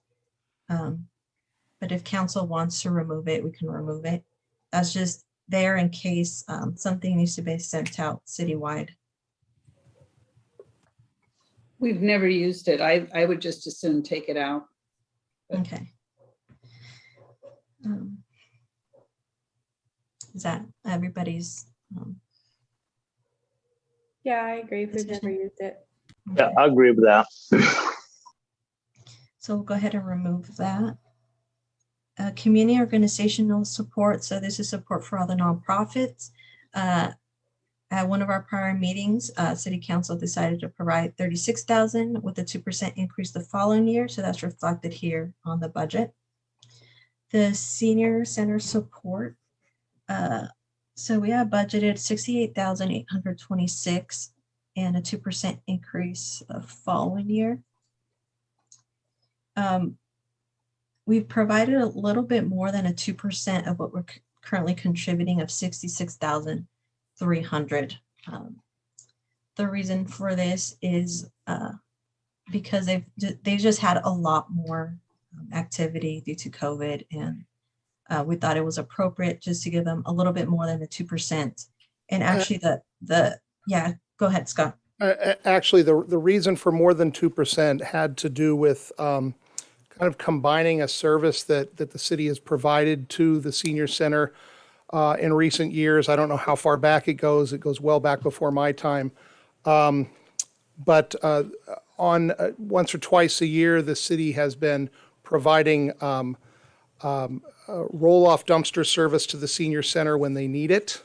And rather than continuing that practice, I would be just more comfortable if the city would go ahead and budget that and allow them to do that for themselves. I think it's more transparent, and it's better reflective of how the city's money is actually being spent. And that would put that onus then to provide that service or to pay for that service on the senior center, as opposed to having the city pick that up as a side expense from our side of things. Yep. Good. Okay. The next one is LAFCO contribution.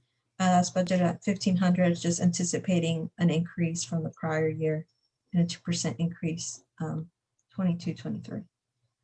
And then Santa Barbara County Mental Health Mobile Crisis.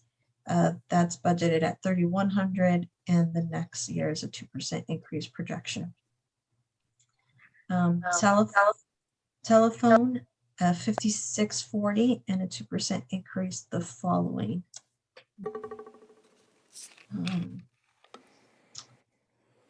And Visitors Bureau. So this one we conservatively put 450, but it may change. It will probably be lower at the next budget meeting. Still working on the Visitors Bureau, trying to figure out what their carryover is going to be. Just similar like last year, they're proposing kind of reducing whatever they didn't spend carried over to the following year. Nice. So again, we'll update that number once we have a final number. And transfer to other funds of 25,579. This goes to the transportation LTF fund to offset any revenue deficit. And the 4,000 miscellaneous support is what we usually budget every year. So instead of it doing a 2% increase, we just did 4,000 across both years. And then the transfer to other funds, CIPs, the amount there for both years is what's projected on the capital improvement project. So we'll go ahead and go into these in details once we get to the capital improvement project. But overall, the non-departmental fund, like I mentioned earlier, is one of our biggest ones at almost 3.6 million for 21-22 and 2.8 for 22-23.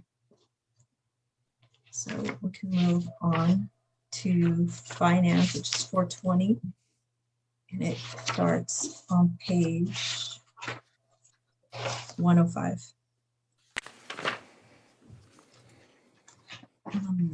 So on the employee services, again, all the expenditures here reflect that 2% cost of living adjustment. So for audit, we have $9,804, which is an anticipated increase from the prior year. $500 for computer maintenance and software.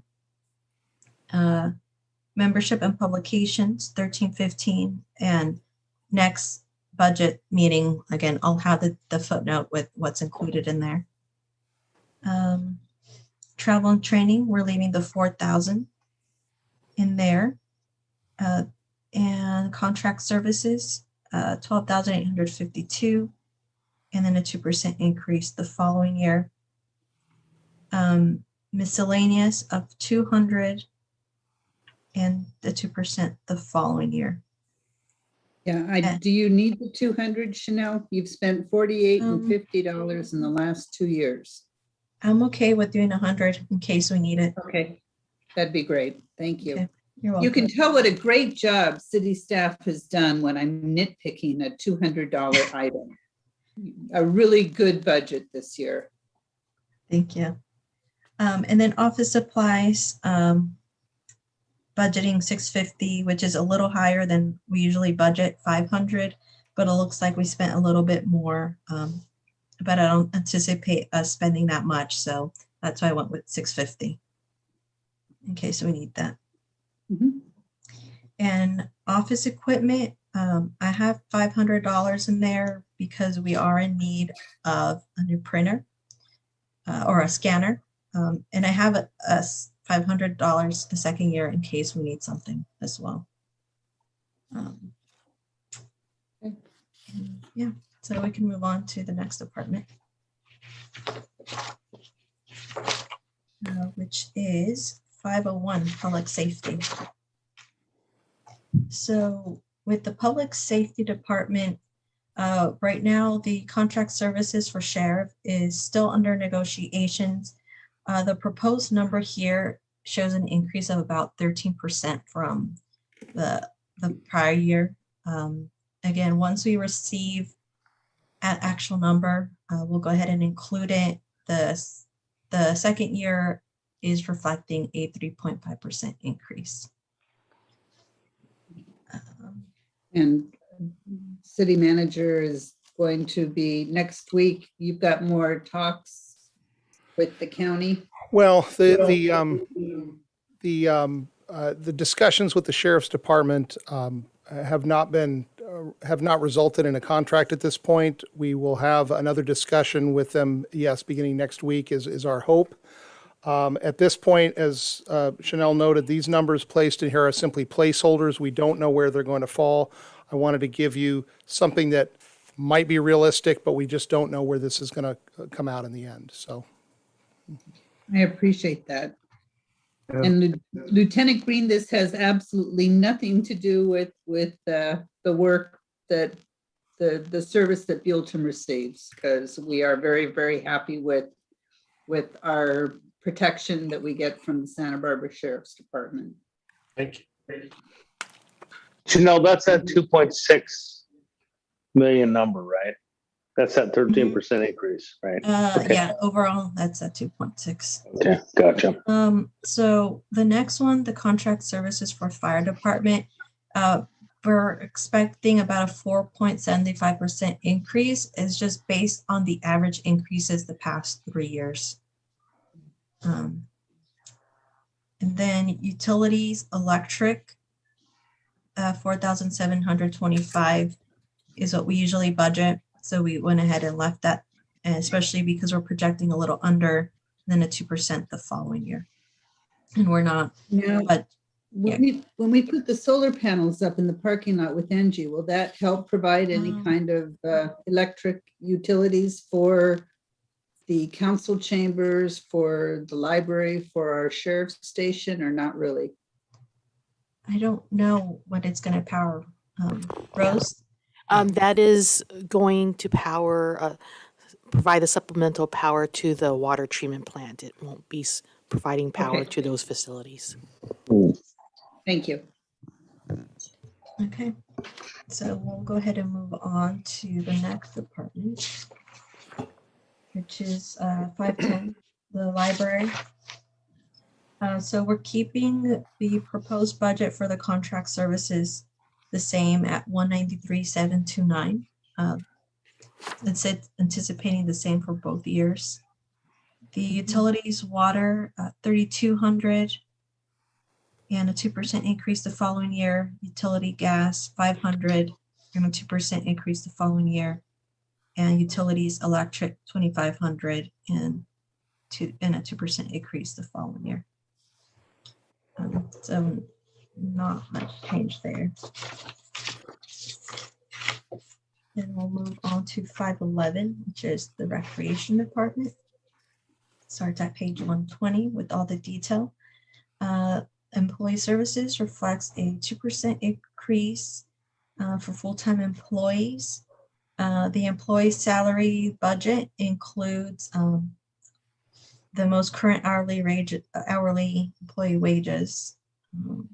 So that's why you see an increase, also because they're going to be fully staffed with all the programs. And so next one, computer maintenance and software they're operating. So that one we're budgeting 6,000 and they budgeted 2495 before. Why? And I was going to pull that one up here. Excuse me, I talked to Kyle today and he was telling me they need a new computer and I don't know if that's something he asked for or not. But no, so that's a good thing to note because on his note, he said that they have dated computers and they constantly need to be serviced. So I couldn't talk with him, and instead of increased computer maintenance, it may be more affordable to replace that equipment and not need the maintenance. $3,500 to replace the equipment. That's about right then? I'm not sure how much he would need or how many computers he would need to replace. It would be more than that because there's 3 computers in there. Yeah, I believe so. 3 computers is going to be probably over $3,500, depending on whether or not they also need a printer or scanner. So maybe something akin to $5,000 would cover it, and then some. Okay, so if that's the case, then our maintenance and repair should go way down. Yeah, I would maybe move the money from the maintenance and repair to the equipment because you shouldn't have to maintain or repair it. Okay, yeah, I guess I'll talk to Kyle and see what his needs are, and then we'll come back with the number. I would appreciate that. Okay. Yeah, that's a big jump. Okay, so we'll go ahead and change that for next budget session. Maintenance and repair, 5,000 and 2% increase the following year. And then the joint use and maintenance and repair of 10,000 and 10,200. And next one. Can we take a pause right there? Yeah. On the 60252 says joint use maintenance and repair. It was 31, 17, 81, 9, and now we're up all the way up to 10,000. Was there any explanation from that department of why we're going from $3,100 to 10,000? Was there like a major Yes. issue with that, Scott? Maybe you can answer that. Yeah, Was there like did the I roof can answer fall that. in, or right? So Go ahead. the city and the school district have been in discussions over the past year on a number of different items, and the joint use agreement for the facilities that the school district and the city share calls for the contribution on the part of both the city and the school district to certain repair items and maintenance items. That has been for a number of years underutilized by the district, either because they weren't aware that that was available, or they just didn't find the need to make those repairs during that period of time. Over the past year, if you'll note, the Haneda Gym's air conditioning system needed repair. The amount of money that's listed here in 9862 as our estimate for the year is includes that amount. There will also be some additional money that's requested because the district just got us the remainder of the invoices for that work. But there was tree trimming, there was building maintenance. There's a number of different items that fall into that. It's all discussed through the joint use committee between the district and the city. But that's where that budget falls. So during years where there's a lot of maintenance that needs to be done, that money will, or that amount will increase. In other years, as you see here, it's not used as much. A good chunk of that money is covered through the revenues associated with the rental of the facilities there. The city rents the certain facilities out from the district to the public. And so a portion of that money goes into that fund. It's a little complicated, but yes, it's a big jump this year in large part because the district had a number of maintenance items this year that needed to be paid for, and they made that request. Gotcha. Okay. And again, we can put a footnote on that and bring it back next time, just to be transparent. Sure. Gotcha. Thank you. You're welcome.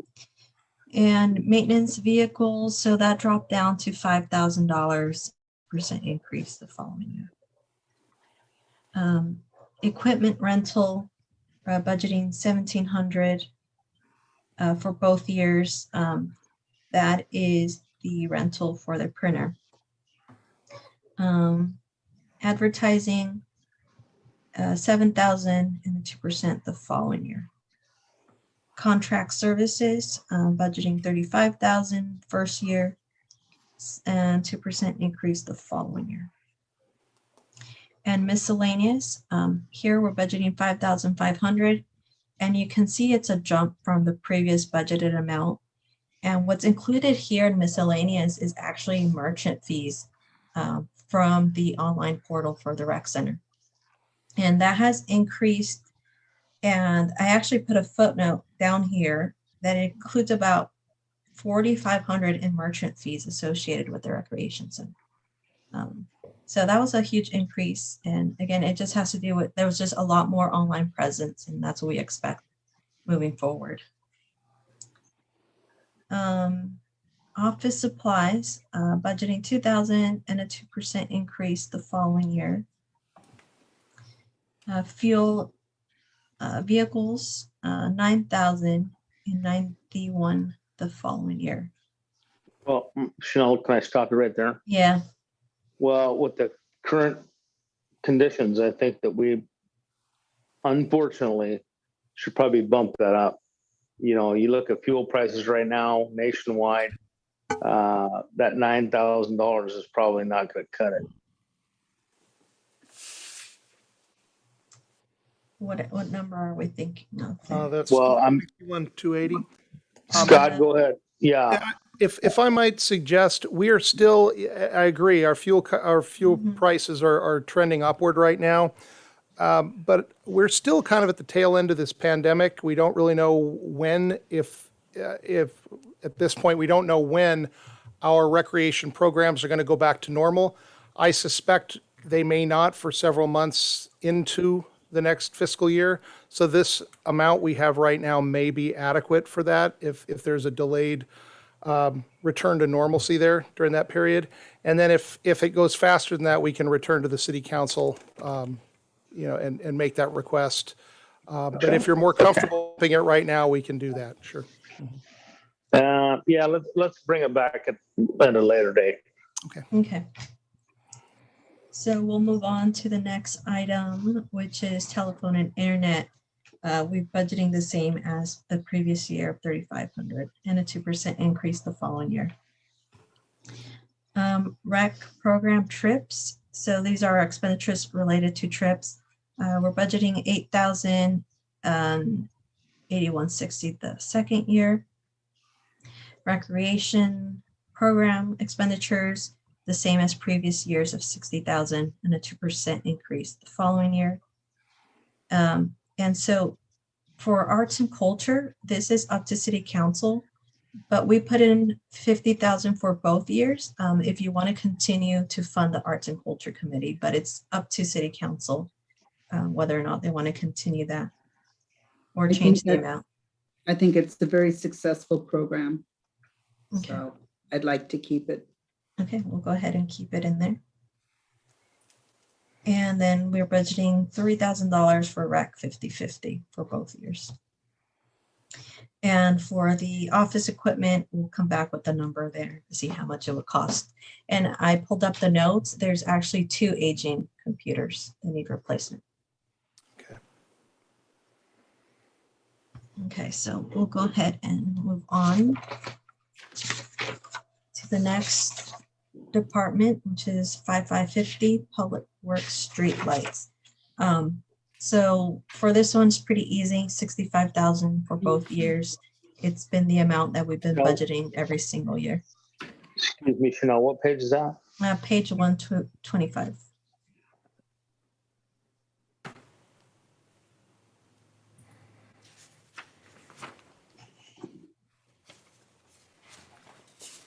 So yeah, we're just keeping the same budgeted amount, 65,000 for both years. And next one is the stormwater. So that starts at page 130. And this particular department is anticipating about a 11% increase in expenditures. Most of this is due to the increase in appropriations associated to annual storm drain maintenance that was previously recorded as capital improvement project, which is that $20,000 and as maintenance and repair. And then $700 membership and publications. It just anticipates possible rate increases. And then contract services of $160,000 for both years. Regulatory compliance of $155 and $158,100 the following year. And then this is transfers for capital improvement projects of $4,000. And this one we'll discuss in the capital improvement project, but it has to do with the outfall repairs and reestablishment project. Can I pump the brakes a second here on that one? Yeah. Which one of those line items is the state requirement for the storm drain screens? Well, maybe Scott can answer that question. The where we were required by the state to put in the storm drain screens, which one of those line items was it did covered that? And basically, how much did that cost the city? That would have been a capital It item. would have been a capital line So it's not, item. it's not in one of these okay. line items. It's Correct. under the Okay. capital budget. Yeah. Okay. That clears that up. Thank you. Okay. So I there's had a no more- question. I had Okay. a question on the contract services. That all go to engineers, stormwater? That's for any contract services, any professional services, either that, from like Tetra Tech.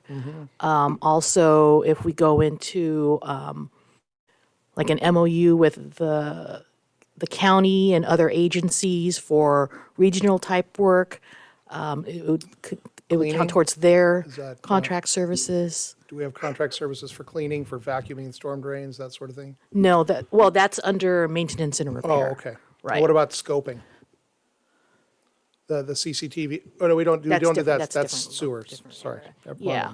But, Okay. so it's not just the city's specific consultants, and that would be Tetra Tech at this point. But if we get into other regional type collaboration and coordination work, which typically uses additional consulting services, everyone pays like a fair share based on however the cost distribution is. That would go under there as well. What have we been paying for Tetra Tech last year for stormwater, or is that would have been the other? Yes, so that's included in there. Yeah, but the 160 is just the engineer's costs. Is that for their sending the stormwater inspector and all that? Well, there's more than just the engineers. Right. There's the Tetra Tech cost, and then there's other costs that may arise as part of, as I believe she was mentioning, regional cost sharing for different programs that Right. come through associated with the stormwater permit and compliance. And it's not just for, again, this fund is really a misnomer when you say stormwater. It's watershed, Yeah, because it includes stormwater activities, control. includes IRWIMP activities, includes FEMA activities. So there's a whole bunch of different items that are covered under this. okay. Oh, thank you.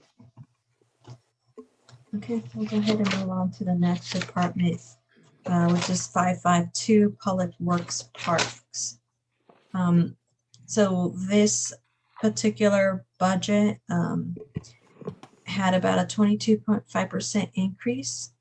The maintenance and repair for Village Park, we're proposing 5,000 and a 2% increase the following year.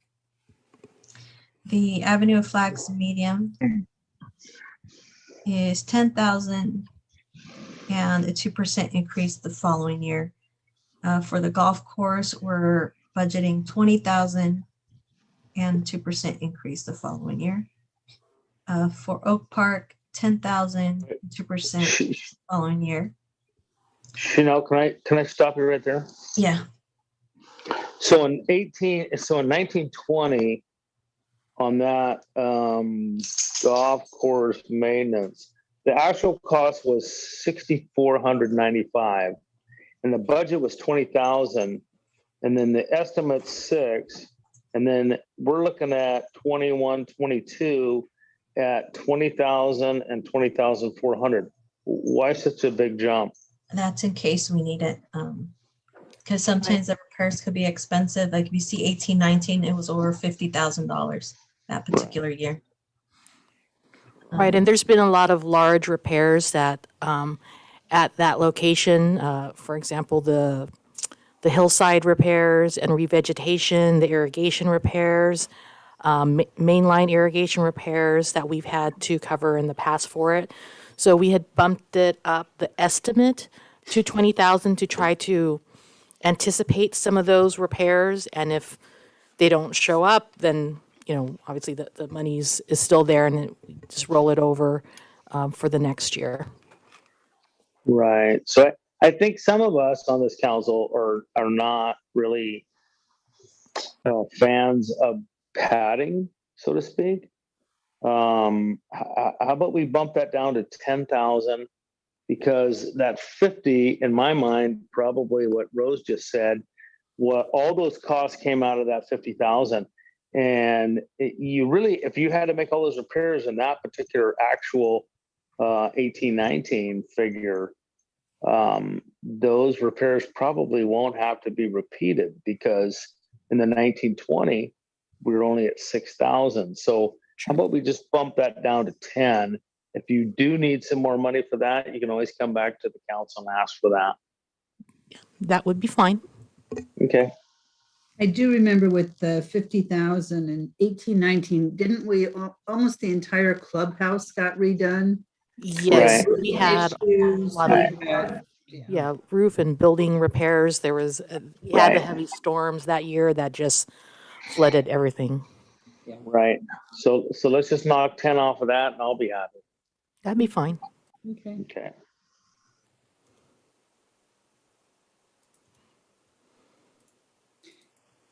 Now, some of this other stuff, Chanel, like Pause Park, the 18,000, 20,000, that's our annual contribution to them. Is that correct? Chanel, I can answer that one.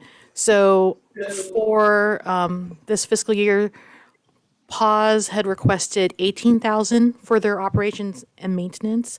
I Right. add $2,000 in addition to that to cover any costs the city needs to do repairs. We do extra mowing. Sometimes we have to do a gate repair, things that are within the city scope to do repairs at those facilities. Sometimes we have like the backflow repairs that we do at the sites. That's for Pause Park. And for the Botanic Garden, their request was 25,000 this year. And again, for similar reasons, I added $2,000. This past year, we did gate repairs. Now, see, I thought the 25,000 that they requested this year was to help with the gate, the entry into the park, that we've been giving them like 16,000 and they asked for extra money for the, what is it, the ironwork and to help get the 2 pillars put in. They were asking for like 25,000 each year from then on, from 16 to 25? Yeah, I'm trying to pull up the request to see what that includes. Madam Mayor, the request for the ironwork and the pillars, I believe, came from the Arts and Culture Committee. If I'm not mistaken, that's where that money came from. The additional 25,000 that Pause Park is asking for has to do with additional maintenance costs for essentially additional landscape maintenance costs, because they've reached a point where their plant materials within the garden are such that their current landscape maintenance budget doesn't cover the work that needs to be done. That's my understanding. I can So get the request went from 16,000 to 25,000 then because yes. of, wow. And yet we still pay Alan Needham a little bit, don't we, when he has to go in there?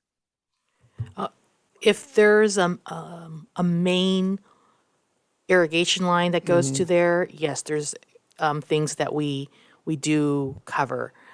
Things that are a little bit beyond the scope of the Botanic Garden. But plant maintenance and such is all covered by the Botanic Garden's Correct. budget. Yes, they're in their request, their estimate for their maintenance budget that their board had reviewed was approximately $2,083.33 per month, which totaled to 25,000. Right. I just think 25 should pretty much be our limit. I'm nitpicking, then we go from 16 to 25 to 27 to 27,540 when you add the 2% in. And that was supposed to be totally nonprofit and pretty much took care of itself. And now it almost looks like the city is the major benefactor for this garden. which is an incredible botanic garden. I mean, don't get me wrong, it's wonderful to walk around, but I thought they were supposed to be raising funds to take care of it. And I believe they have as well. I don't have their specific operating budget because I know they do fundraising for, I think, just the other activities and outreach that they do and other educational activity that they do at the park as well. Okay.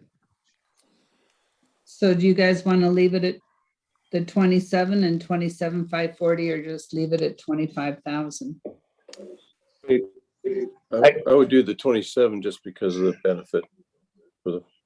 Okay. If the idea is to cap it at 25 plus the 2,000, then we probably don't want to go to 27,540 the following year. Correct. Okay. So I say $540. Thank you, City Manager, Madam Mayor. for putting that one in. Yes, sir. So, Madam Mayor, I got some more nitpicking to do. 60256 maintenance and repair Oak Park. We had 1 year that was a little excessive. The actual was 11,007, and then in 1920 was 4,000. The budget was 10, and then year-end estimate is $1,000, and we have proposed budget of 10. I think that to me is a little high. I think maybe we could cut that in half. I'll let the Public Works Director comment on that. I would note, though, that for a good portion of that fiscal year, that park was closed. And so there was no, I mean, while there was landscape maintenance going on, a lot of the other maintenance activities were not needed during that period. Right, we're anticipating some additional equipment repairs and replacement. We've had some various items that were damaged, so we have to replace various parts of the playground equipment, and those tend to go upward. I mean, it would end up probably in, between the 5 and 10,000 range. So we could do it at 5, reduce it to 5, and then as we go through the budget throughout the year, we can always request additional if we're seeing it's going to creep up higher.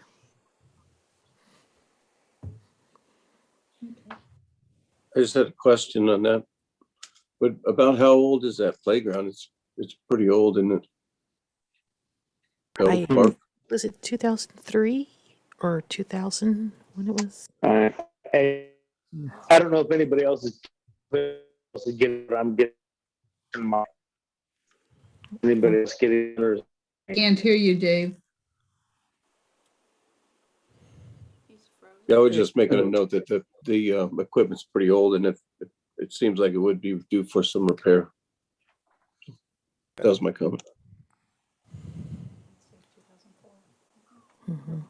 Councilman Andrusik, you're awfully quiet tonight. Do you have any input on our public work parks?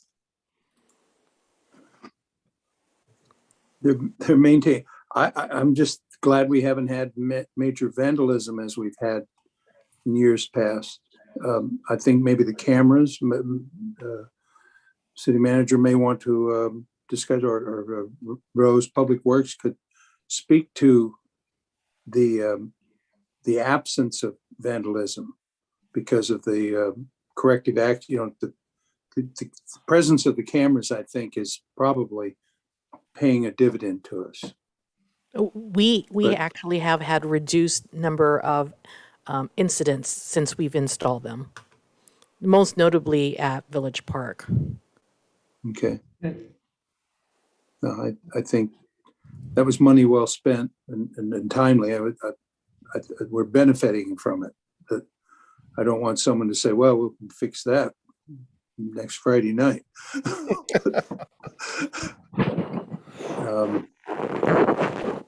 That's my observation. Okay. So are we going to lower Oak Park a little bit then, and we can always raise it up, or are we going to leave it the way it is? I would just make the comment, just leave it because I think it is getting old. I mean, it's a fun park for the kids and Okay, it's, I'm okay with that. Alrighty, Chanel, I don't know where we are, but please continue. Okay, we can leave that in, and I think now at, Can't hear you.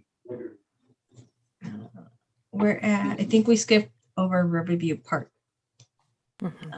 Yeah, so Riverview Park, we have budgeted 50,000 for 21-22 and a 2% for 51,000.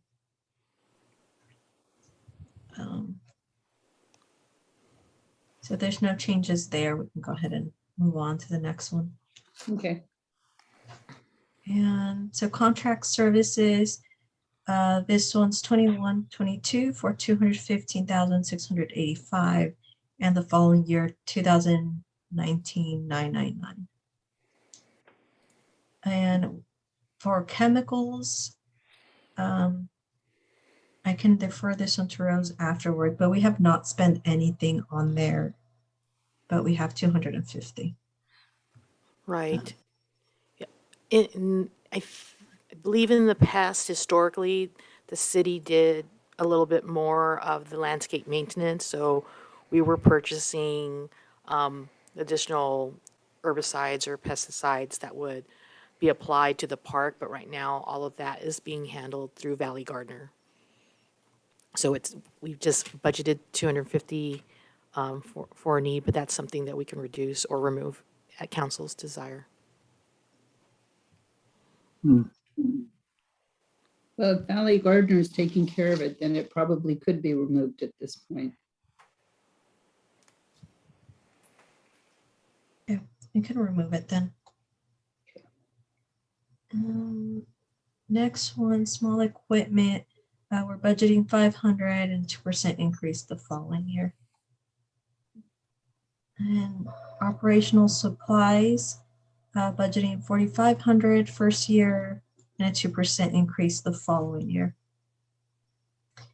And utilities and water, we're budgeting about the same as 2021 at 75,000 and then 2% increase the following year.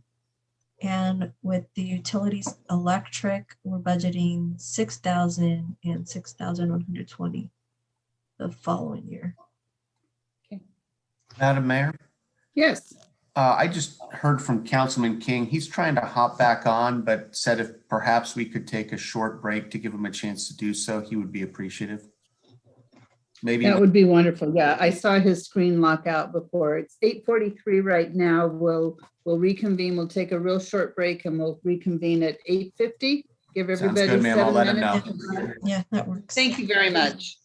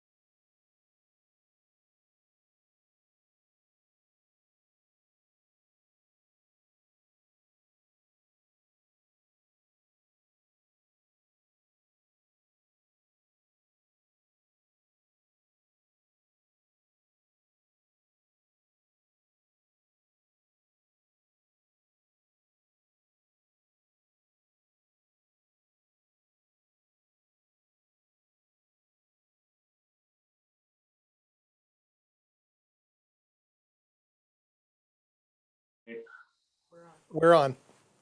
All righty. Returning to council, page 135, Public Works Parks. Chanel, go ahead.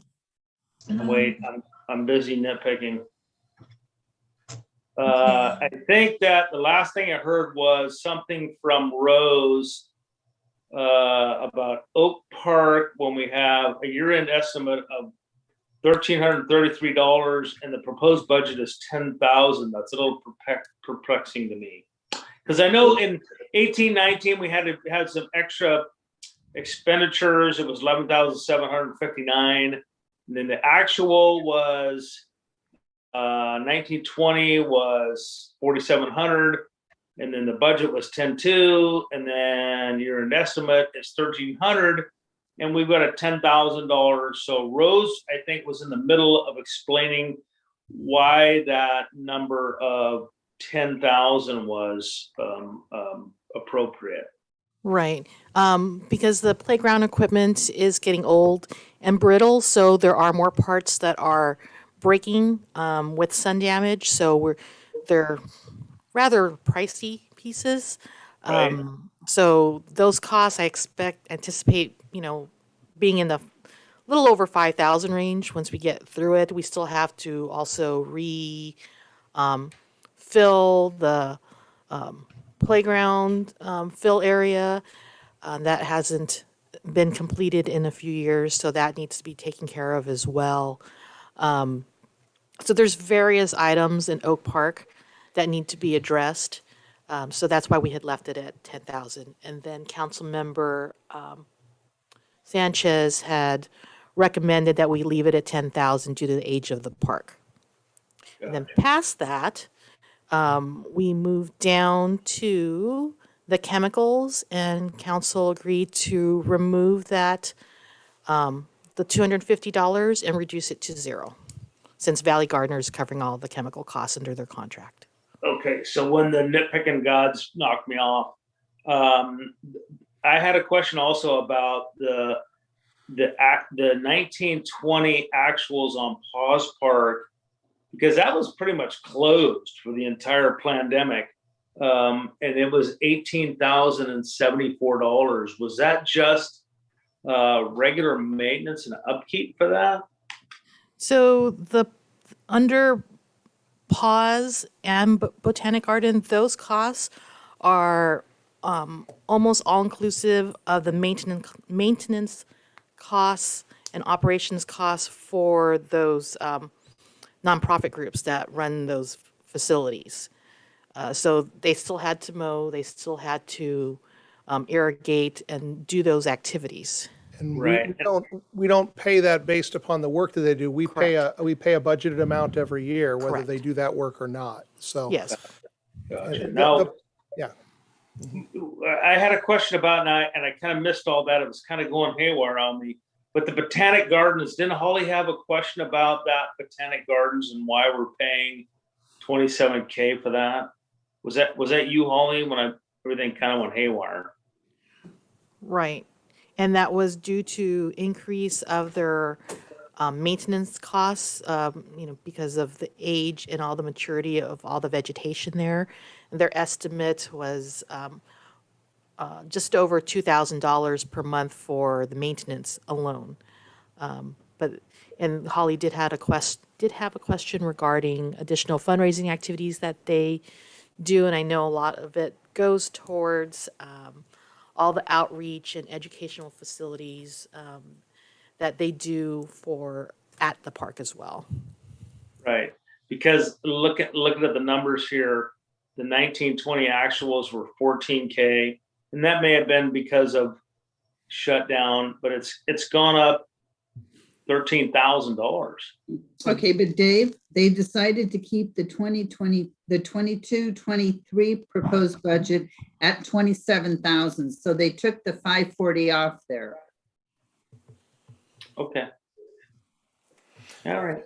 That's in recognition of the expressed desire of the mayor to cap their contribution at 25,000, and then we have a $2,000 amount in the budget there to cover any costs that the city would normally incur during that period that wouldn't fall on the nonprofit. So if we cap it at 20,000, there's no reason to give it a 2% increase the next year.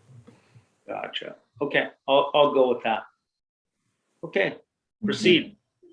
Are we going back on TV? I don't think we're on TV. We are. You are. Mhm.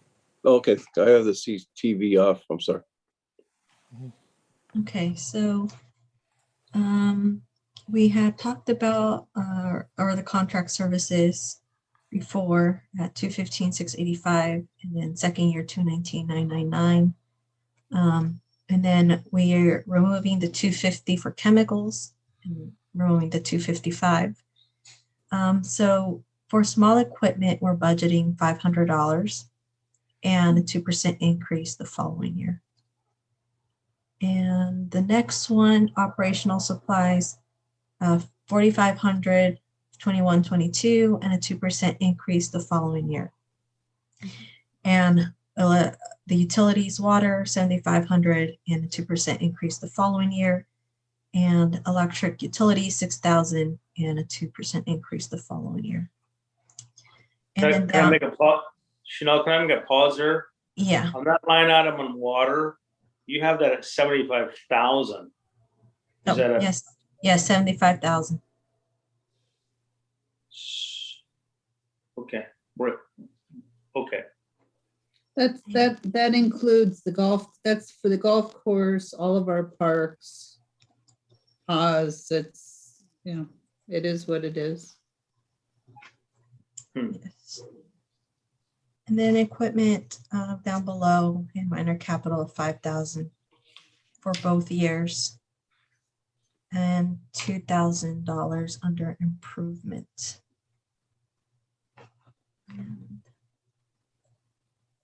Okay. So if there's no other changes, we'll go ahead and move on to the next department, which is 556 landscape maintenance, and the details on page 140. Maintenance and repair, we're budgeting $5,000 and a 2% increase the following year. For contract services, we're budgeting the same as at 121,985, and the second year is 124,425. And then utilities, water at 37,500 and 38,250 the following year. Utilities, electric at 2,500 and a 2% increase, so 2,550 the following year.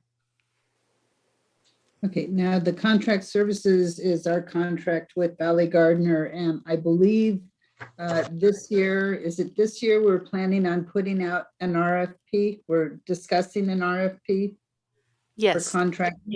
Okay. Yes, that's correct. The contract expires June 30th. So beyond that, we'll go month to month. And we're working on the RFP to go out shortly. We're just updating our atlases, and that'll go out for a bit. Thank you very much, Rose. Okay, next department is 558 Public Works General. So on the employee services, again, all this reflects the 2% cost of living adjustment.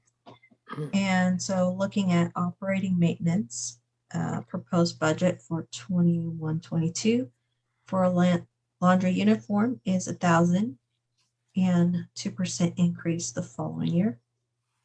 Computer maintenance and software, 6,000 and 6,120. If Rose wants to give information on that one. So we are updating all of our GIS system. So that computer maintenance and software includes licensing for the GIS software. That's going to be web-based and used amongst the various departments. So that is the share for the general public works for the GIS software. Okay. And then next one, maintenance and repair, of 70,000 and a 2% increase the following year. And maintenance and vehicles, 10,000 and a 2% increase the following year. And signs, budgeting 8,000 and a 2% the following year. Chanel, Yes. can I backtrack a second? Let's go to that 60250. We're looking at 2021 year estimate of 40K, and you guys went up 30,000. What was the jump in that? Bruce, you want to answer that? Yeah, I'm looking at that. So we had, so the maintenance areas that's covered under this particular line item is all of the various building facilities, any repairs along the roadway, benches, trash cans, receptacles, bus stops, our building facilities. We had quite a bit of repairs in last fiscal year, which edged it up towards the 65,000. So that's why we had originally budgeted for 70, to try to accommodate for all the different repairs that were needing to go on. We've been a little bit, I wouldn't say behind, conservative in the activities this year because of COVID. So the expenditures haven't been there to do all the various repairs, and we're just focusing on major items at this point. But it covers repairs on the medians, trees, some locations, the different, the sheriff's department, the library, the post office. We have a lot of different items for the roof repairs, the HVAC systems, which it's a different project at this point, but roof repairs was a big item that we were anticipating needing to do. Gotcha. Okay. Yeah, that was to me, it was a big jump. So thanks. Right. Okay, so we were. Well, we'd gotten down to signs, and I'm curious, the sign budget went up too. We've spent 4,500, 2,700, 3,000, and now it's back at the 8,000. Are we planning on replacing a lot of signs in the city in the next couple of years? Is that the game plan? Yes. So we have to comply with updated reflectivity standards. So I had set it at approximately $8,000 per fiscal year. So I'm trying to follow the different neighborhoods as we do the road maintenance project to follow through and update the signs in that neighborhood if needed. In the years that we didn't, like the year prior, we evaluated the signs to see can they last another year or so on. So we didn't at that point to try to save some money for that fiscal year. But that was the intent of having the $8,000, and then of course all of our street name signs that are updated for the same thing for reflectivity, and we get a decent amount of signs that are run over, so that gets included in there as well. Okay, thank you. Okay, next line item, membership and publications. We have budgeted $1,000 in there and a 2% increase the following year. Travel and training, we're keeping the same budget amount of $3,000 and then a 2% increase the following year. Contract services of $95,000 for fiscal year 21-22 and $96,900 the following year. For miscellaneous, this is $10,500 and $10,710 the following year. Time out. How did that go from $1,000, $300 to $10,000? Let me look at that. Is the bid? Give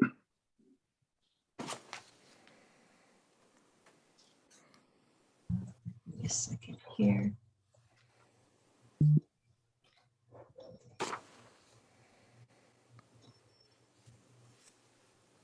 were we locked in on a time frame? Would it benefit us to ask them to rebid that? Oh, so that can actually go back down to 1,000. What was actually included in there was the property tax for the Williamson property, because that's where we had coded it. Gotcha. Okay. So, Okay. yeah. Let's, Got it. So yeah, I'll change that to 1,000. well, that's $9,500 out of the budget. Sure. Good job. Then I'll do a 2% increase the following year. Okay, thank you.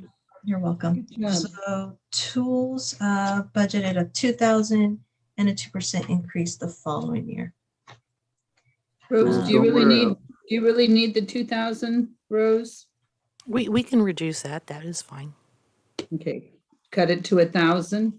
Yeah, perfect. Okay, we'll cut. Hey, Note there's that down to 10,005 already. Okay. You know, I, you guys have done a great budget, because I mean, we're just nitpicking over not much. Thank you. Yeah. So office supplies, we're budgeting 600 and a 2% increase the following year. The next one, we have nothing for postage. Operational supplies, budgeting similar to 2021 of 5,000 and a 2% increase the following year. So you're, Then utility sewer of 730 and then 745 the following year. Utilities water 39,000 and then 39,780 the following year. Utilities electric 1,200, 21-22 and 1,224 the following year. And for fuel and vehicles, we're budgeting 8,000 for 21-22 and 8,160 the second year. Regulatory compliance, 3,500 and 3,570 the following year. For safety equipment, we're budgeting 1,500 and 1,530 the following year. For telephone, we're budgeting 3,000 and 3,060 the following year. So if the phones have never been over 2,000, why are we going to 3? Are we getting more phones? yeah, ditto. That's a good question. Rose, do you have any input? I think we can go down No. to 2,000. Yeah, we Just probably the can go estimate. down. I think in some time in more historical records, just the way some this particular item was distributed, and then we've redistributed it over the different funds, and so the actual amounts came in lower, and we just kept the cost at the same level. But I believe we could probably reduce that. Yeah, let's Yeah, bump. I agree with Holly. Let's bump that down to 2,000. Okay, we'll do 2,000. Thank you very much. You're welcome. The next budget line item we have here is under minor capital, 1,500 in computer equipment and 1,500 the following year. And equipment, 3,000 for both years. And then improvements of 25,000 for both years, and that's the landscape rebate program. Ash for grass. Yeah. Huh. What was our actual expenditures on that? Holly, maybe you even know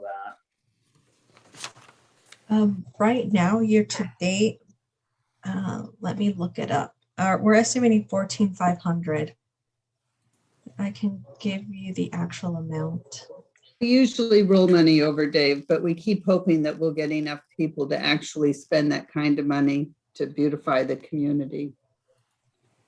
But Because we our rarely- actual was it was less than $2,000 in 18-19, and we're Okay. It's making going it. up. It's going up. Yeah, it's going up. We've actually had 12 different rebates this fiscal year. For a total of, Year to date, 9,500, but our projection is 14,500 for the rest of the fiscal year. can we bump that down to like maybe 15? 20. I think that 20. 25 was. Oh, I the know budget that's your I baby. think, I think 25 is great myself, but if you're Well, gonna this is your start, baby, Holly. I think the it does 25 nothing but make our community look nicer, and the money that's not being used goes into the same fund for the next year. It's not use it or lose it. All right, I'll concede. Okay, we'll leave I was it going to there. say that with the price of water, it's going to be, everybody's going to be conserving too. So more people might want to get into it. All right, I concede. Thank you. Okay, we'll keep that. And that's all for Public Works General. So now we're at a lost department from General Fund, so 565 Planning, and it starts at 153. Now it's Andrea's turn. Yes. So now employee services, all this is a 2% increase again. So we'll go down to the operating and maintenance. So we're budgeting 2,040 for computer maintenance and software, and the same the following year. Maintenance of and repairs, we have 520 for both years. Right? We've Okay. used $16, we've used $50. Why are we still leaving it at 520? I think I just put it in there as, in case we needed it for maintenance and repair, but we can certainly go down to $100 or $200. I think that would be reasonable if that. 200's reasonable? I think so. I mean, if we've only used, $16 and $50 in prior years, I mean, I don't foresee anything at this point in terms of maintenance and repair, but I think $200 would be reasonable if we. Okay, let's do that. Thank you very much, Andrea. So we'll put that to 202% following year. Equipment rental budgeted 6,120. That's for both years.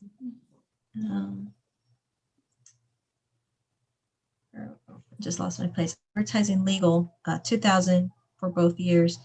Membership and publications, 1,850, and then 2,000 the following year.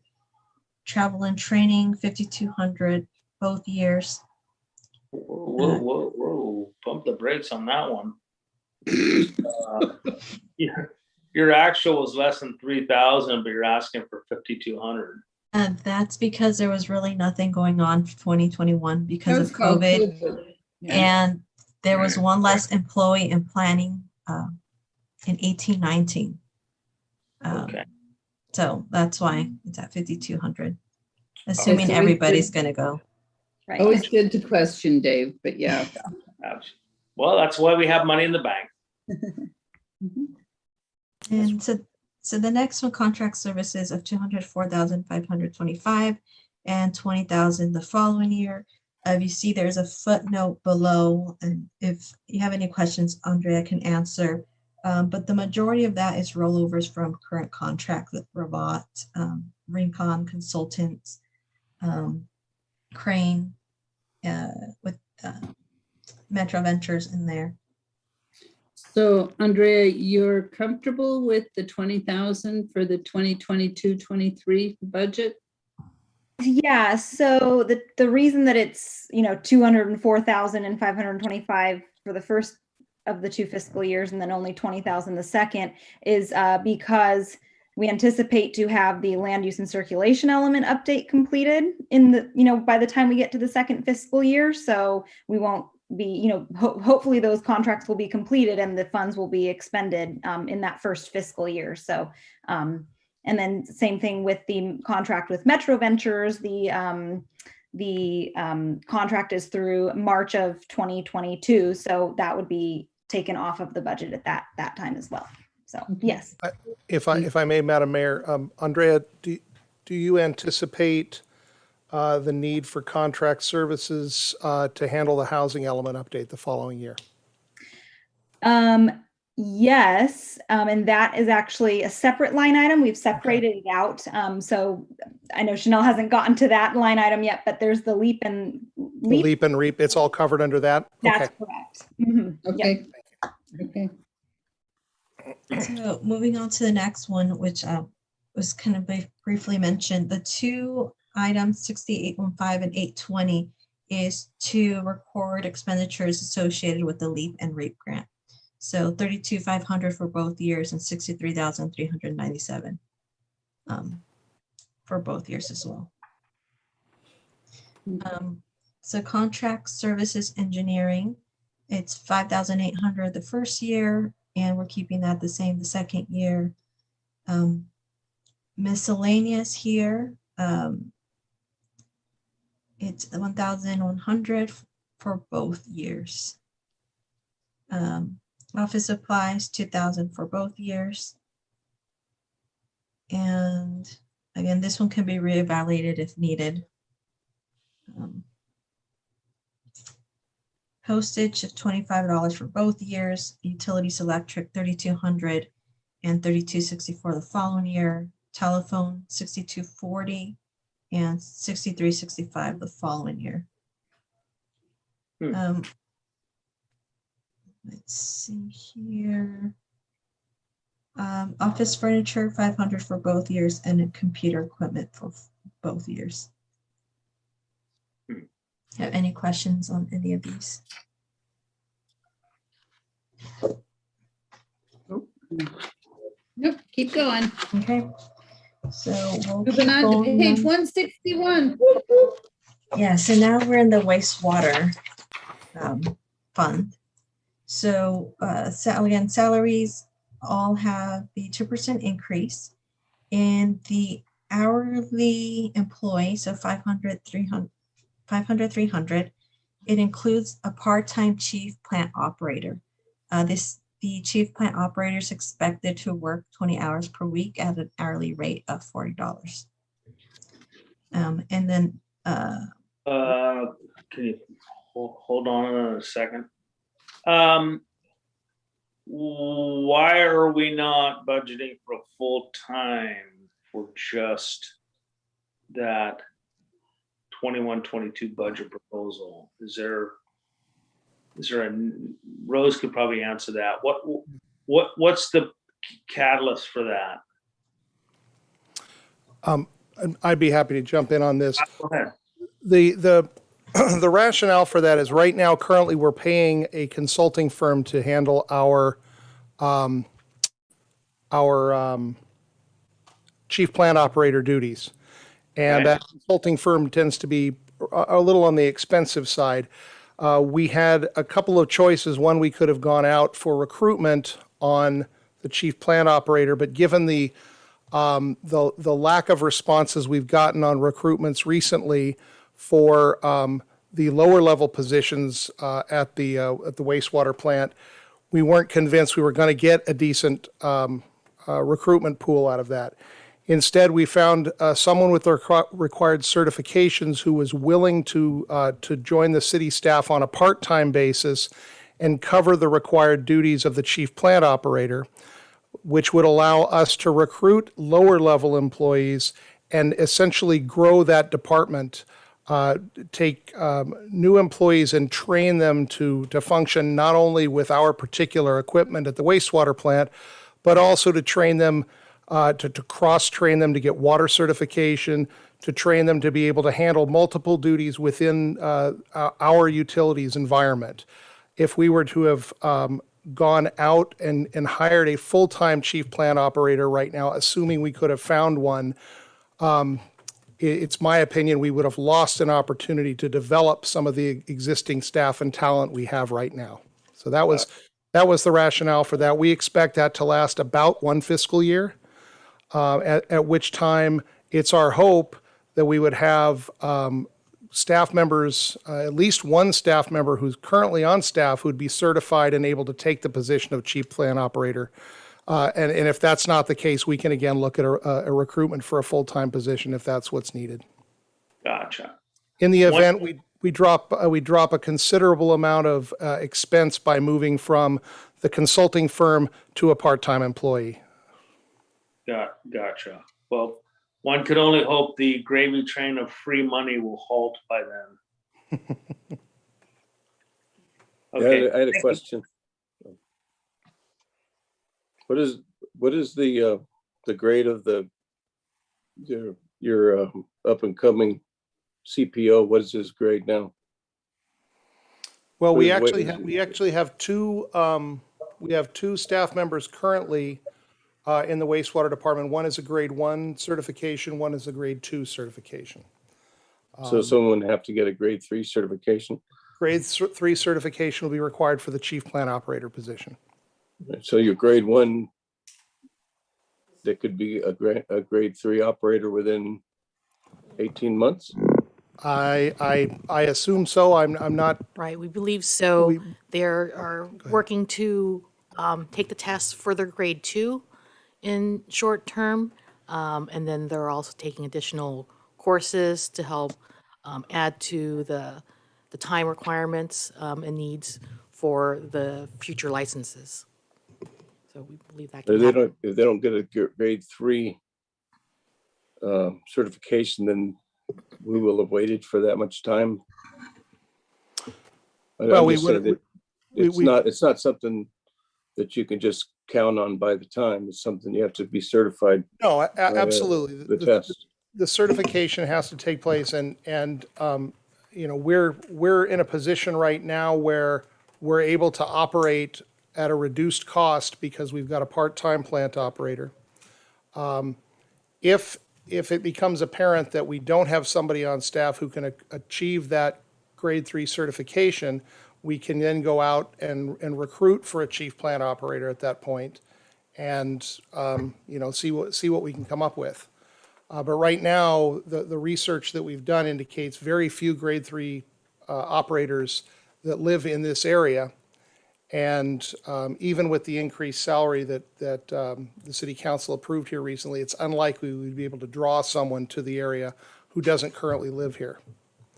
So it's a calculated risk we're taking, yes. Without a recruitment, could we just post the job?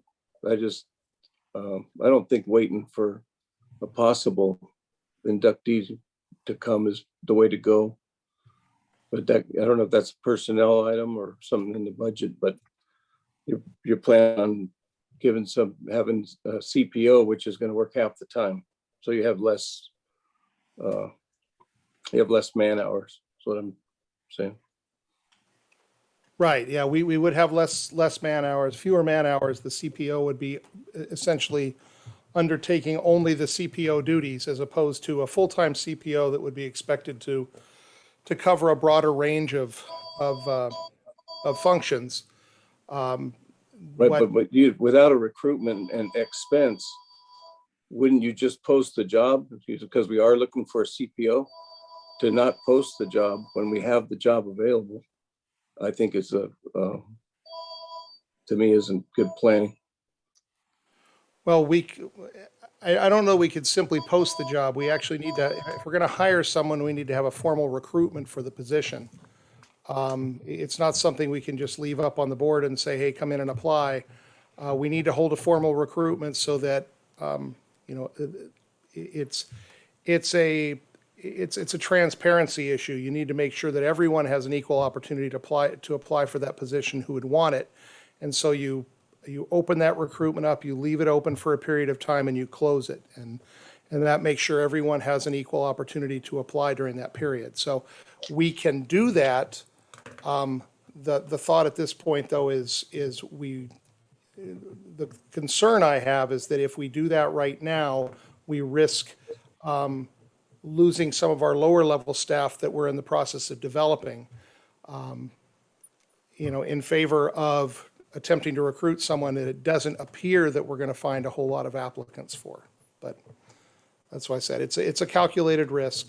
It's something that the Public Works Director, the Human Resource Director, and I have discussed. And when this part-time plant operator opportunity popped up, it seemed that it fit the bill very nicely. It was a limited term kind of a position. It runs less than half the cost of what we're currently paying, and it allows for some staff development in the meantime, so. And if I remember from what you told me about this, there's no, we're not paying into CalPERS, there's none of the No other benefit costs, expenses that a correct. full-time employee we'd be putting into a full-time employee, those costs. He already works for another government agency and he gets all the benefits he needs. So he doesn't need the health benefits or anything else. I think it's a smart plan. We'll see how long it lasts. If it lasts until we have a chance to develop some of these younger employees. If we don't, then we're going to have to put it out for. We've been without a CPO since December of 18. We've been without a staff CPO since December of 18. That was my point. Right. Yes, and we missed you very much there, John, but we're happy you're the vice mayor. I just, if we need a chief plan operator, we need a chief plan operator, but now we don't need a chief plan operator for 18 months. Well, this is my point. We need a chief plant operator in order to run the plant. And this covers that base while allowing us the ability to develop our staff. So it's, we can discuss this. That's a personnel matter. We can discuss another time. That's a good idea. We're on page 161 with another 70 to go and it's 9:30. So that's probably a good idea. Okay, so we'll go ahead and keep that in there for 41,600. And if you notice 22, 23, the numbers are higher, and this is because it assumes a full-time CPO with all the benefits included in there. So then moving on to operating and maintenance, the insurance liability and insurance property, the budgeted amounts there is based on the preliminary invoice for fiscal year 22-23. So that's 7,700 and 7,854 the following year, and 10,593 the first year, and 10,805 the following year. And then for audit, 9,884, and the following year, 10,081.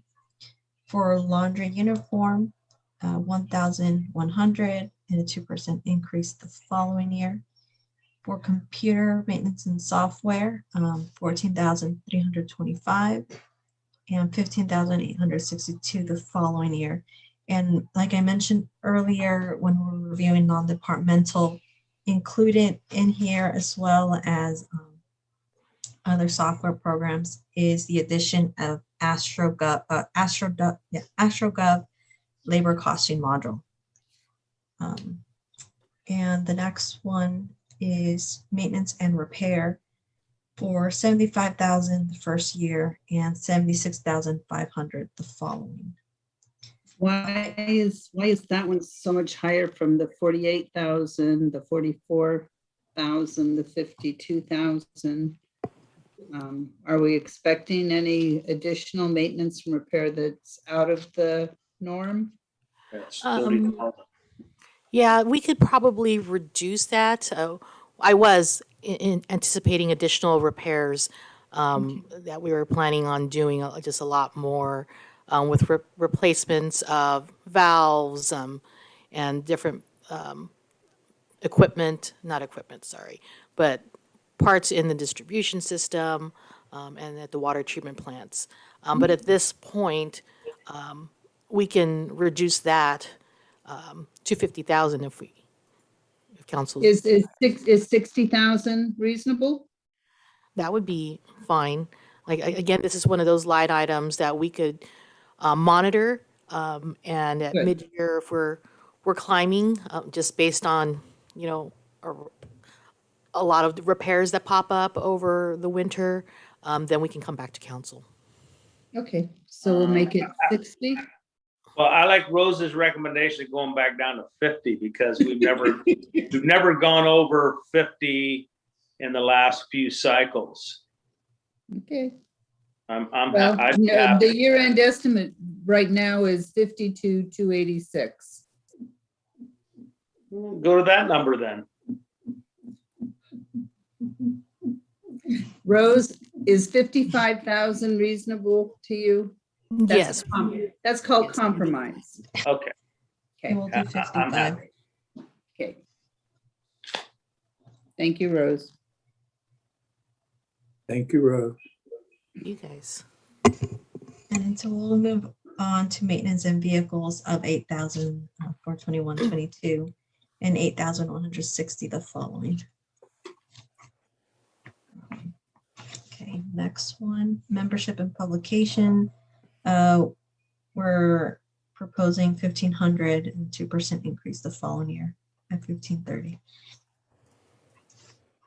Travel and training, budgeting 4,000 and a 2% increase for 4,080 the following year. For contract services, we're budgeting 250,000 the first year and 255,000 the following year.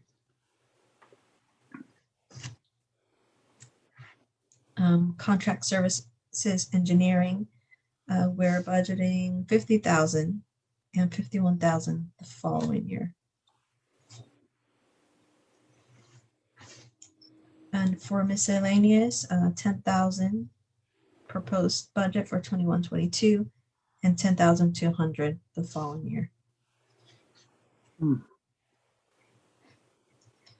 And for the CalPERS, again, this is based on the required contribution amount. So we're budgeting 39,336 for both years. Chemical and analysis, we're budgeting the same as usual at 35,000 with a 2% increase the following year. For tools, budgeting 2,000 and a 2% the following year. And office supplies, 2,000 the first year and a 2% increase the following year. For postage, we're budgeting 5,000 and 5,100 the following year. Why is that number so high, Chanel? For postage, Yeah. because of all the water bills that we mail out. Gotcha. Postage Okay. goes up. Thank you. You're welcome. And okay, where were we? Operational supplies at 4,500 the first year and 4,590 the second year. Utilities water, 6,000 the first year, 6,120 the following year. Utilities electric, we're budgeting 104 or 104,000 and 106,080 the following year. And fuel vehicles, 5,200 and 5,304 the following year. Regulatory compliance, 27,000 and 27,540 the following year. Safety equipment, 2,000 and 2,040 the following year. For telephone, 9,200 and 9,384 the following year. And depreciation, 280,500, kind of the same, and then 286,110 the following year. And the next item here, transfer to other funds of 8,866,720. This is kind of, I guess you can say a plug. It is the transfers required over to capital for capital improvement projects. And moving over to minor capital, the next item is equipment of $20,000.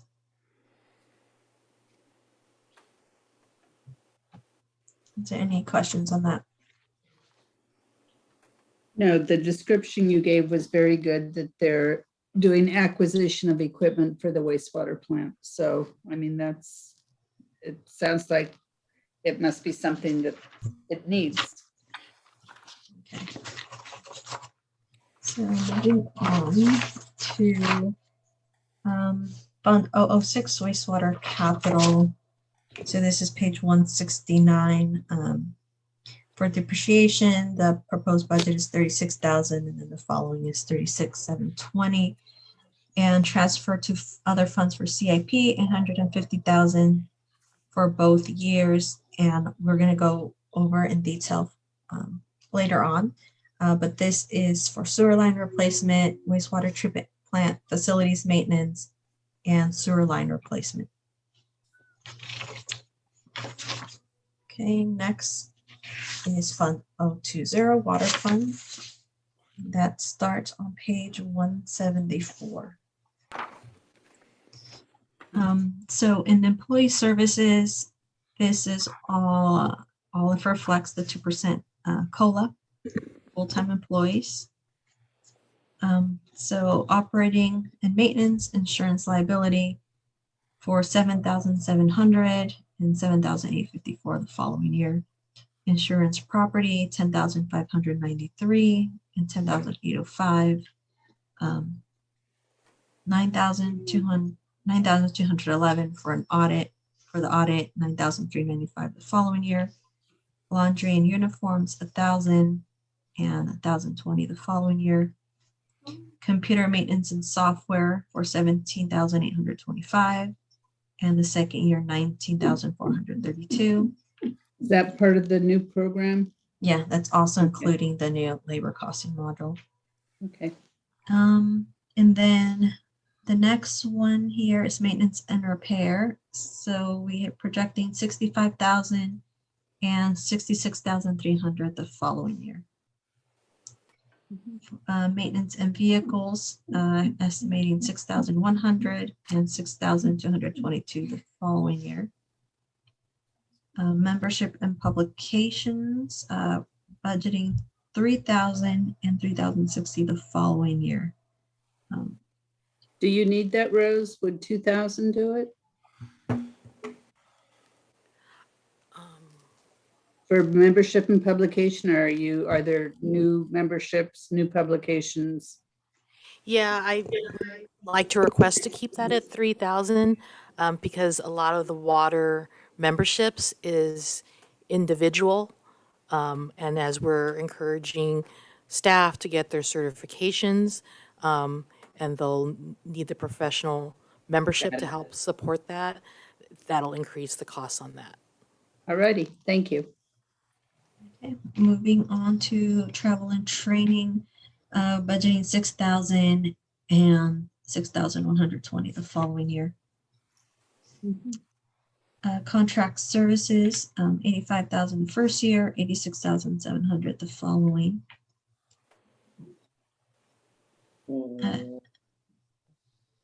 Why has that gone up so substantially? That's almost double. Which line item are we on? It's 6,800. Contract services. The budget was for 85. It was 44, and then there was a 62 on estimate, and that's almost double. Is there something coming up that we should know about? Let me take a look to see if I have more detail on that. That's 60800 on the budget, and it's contract services, and it looks like it's never gone over 45,000, but the budget is 85,000. I mean, that's a $40,000 disparity. I would like to research that a little bit further before I say, oh, we really just don't need that, if I may, and then all right, let's bring that back. Let's bring that back when we finalize this. No problem. Okay. All right, thank you. We'll look into this one. And the next one, contract services engineering, 75,000, 76,500. And miscellaneous of 10,000 and 10,200 the following year. And again, CalPERS unfunded accrued liability of 39,336 for both years. Chemical and analysis, budgeting 40,000 and 40,800 the following year. And tools, 3,000 and 3,060 the following year. Office supplies, 2,000, 2,040 the following year. Postage of 5,100 and 5,202 the following year. Operational supplies of 1,500 and 1,530 the following year. Meter expense of 25,000 and 25,500 the following. Utilities, electric, budgeting $140,000 and $142,800 the following year. Fuel vehicles, 6,000 and 6,120 the following year. Regulatory compliance, 21,000 and 21,420. Safety equipment, 1,500 and 1,530 the following year. Signage River appropriation, 35,000 and 35,700 the following year. The projected expenditure for state water, it's 1,300,000 and 1,326,000 the following year. For telephone, 10,000 and 10,200 the following year. And depreciation, 224,400 and 228,888. And transfers to other funds. Again, this is for capital improvement projects of 1,450,415. And a good portion of that is rollover from the NG Energy project. And in the second year, it's projected to be $437,740. And that is it for water for the 21-22.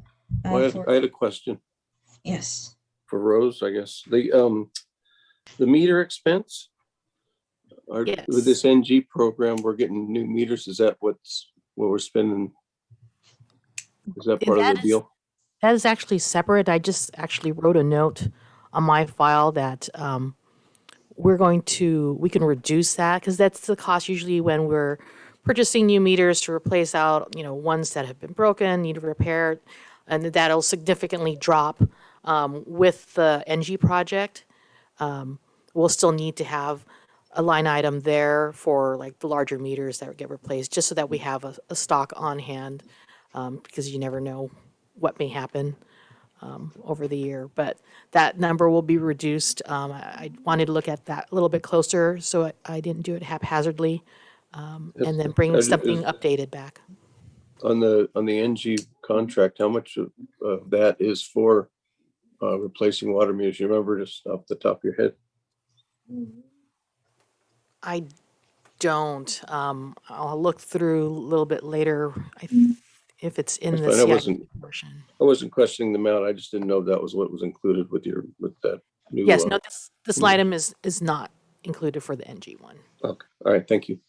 The other question I had, Rose, is, for utilities electric, we're looking at 140,000, then 142,800. Won't the NG with water and wastewater, won't our electrical bills go down a little bit because of that? They should. I don't have a solid estimate as to when those facilities are going to be completely up and running. It might be mid next fiscal year or past that point. So we'd still be having the electrical usage. Yeah, and I wanted to wait until it's been up and running so we can better estimate what the final usage would be. No, I don't blame you at all. We should see some savings there. Yes. Over the next couple. Okay, thank you. Thank you. Okay, so we were just on the last item of under 73,500 equipment for that second year of $10,000. That's all for water.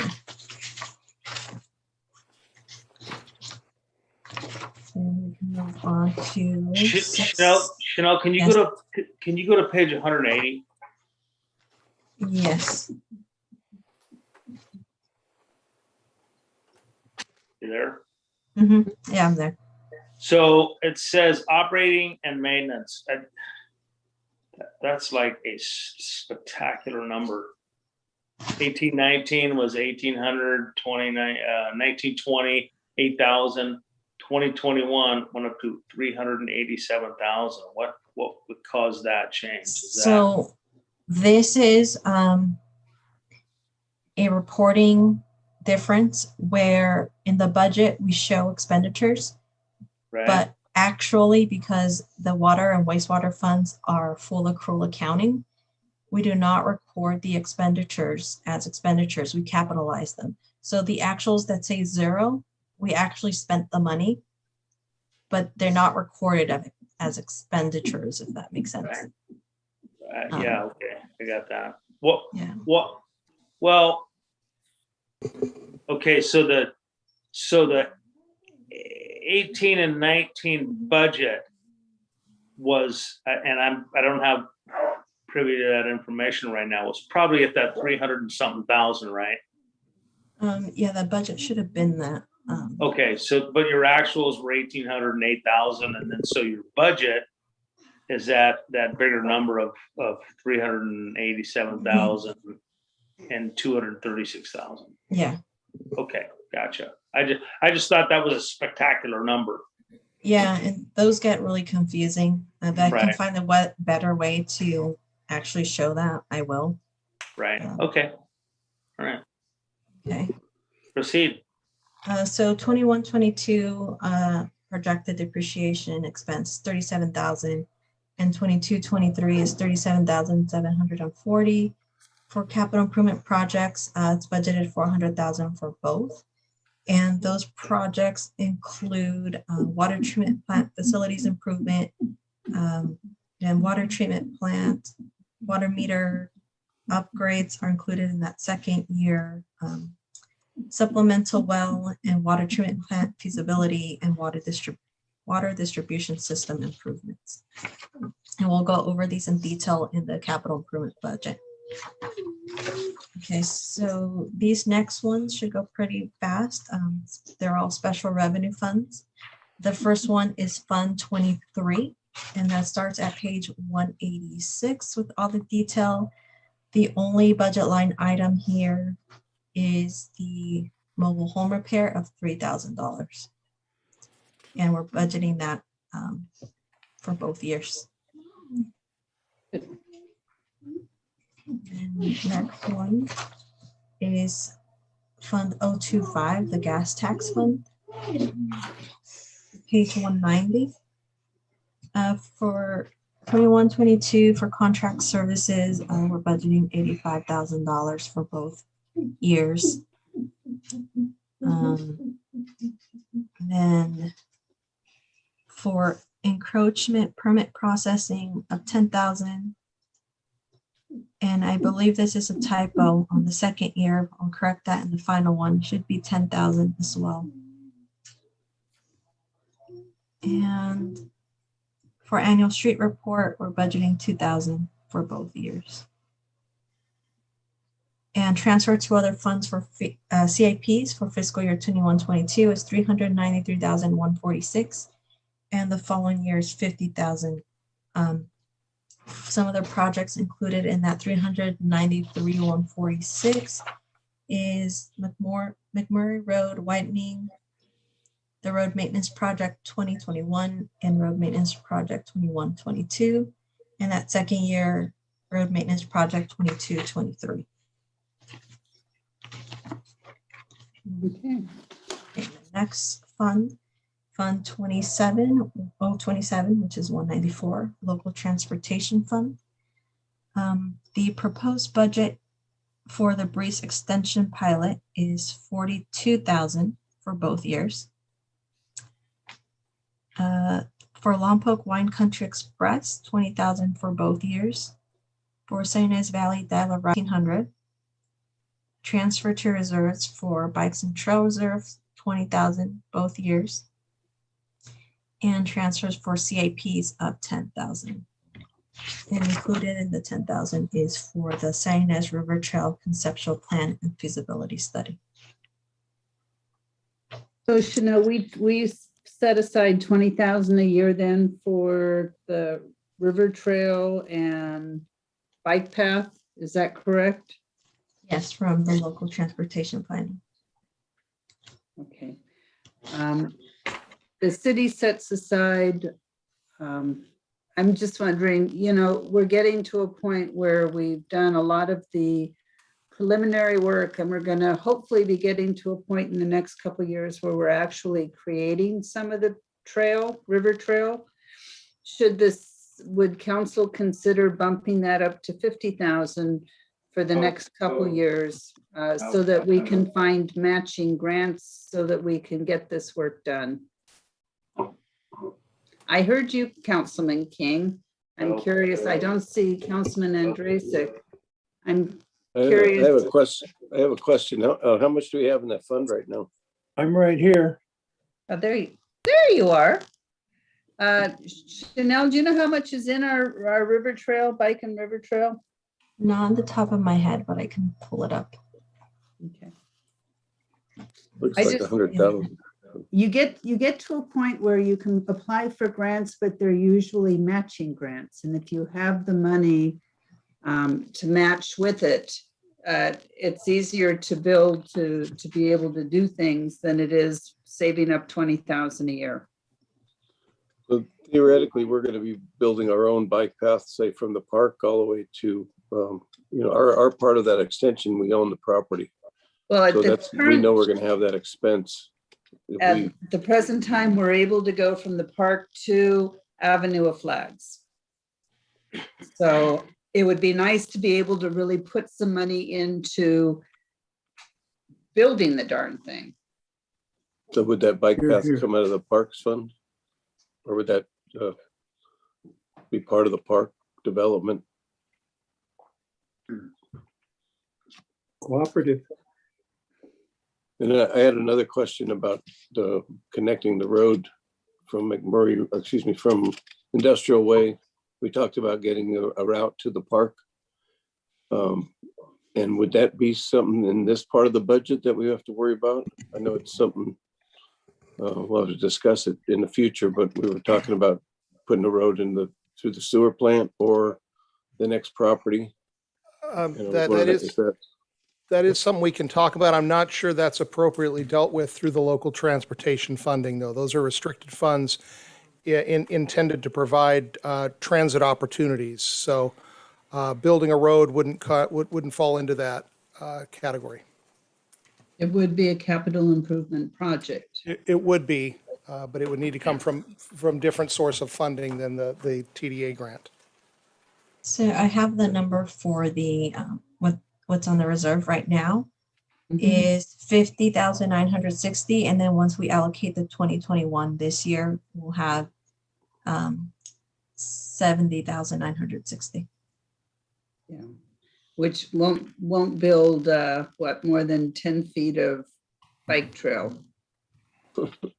And we don't want to be left with a zero in our reserves to do something like that. No, I don't think if we move the 20,000 and we made it 50,000, I mean, you're right. It does come out of our general fund, but I don't think that 30,000 for each year for 2 years.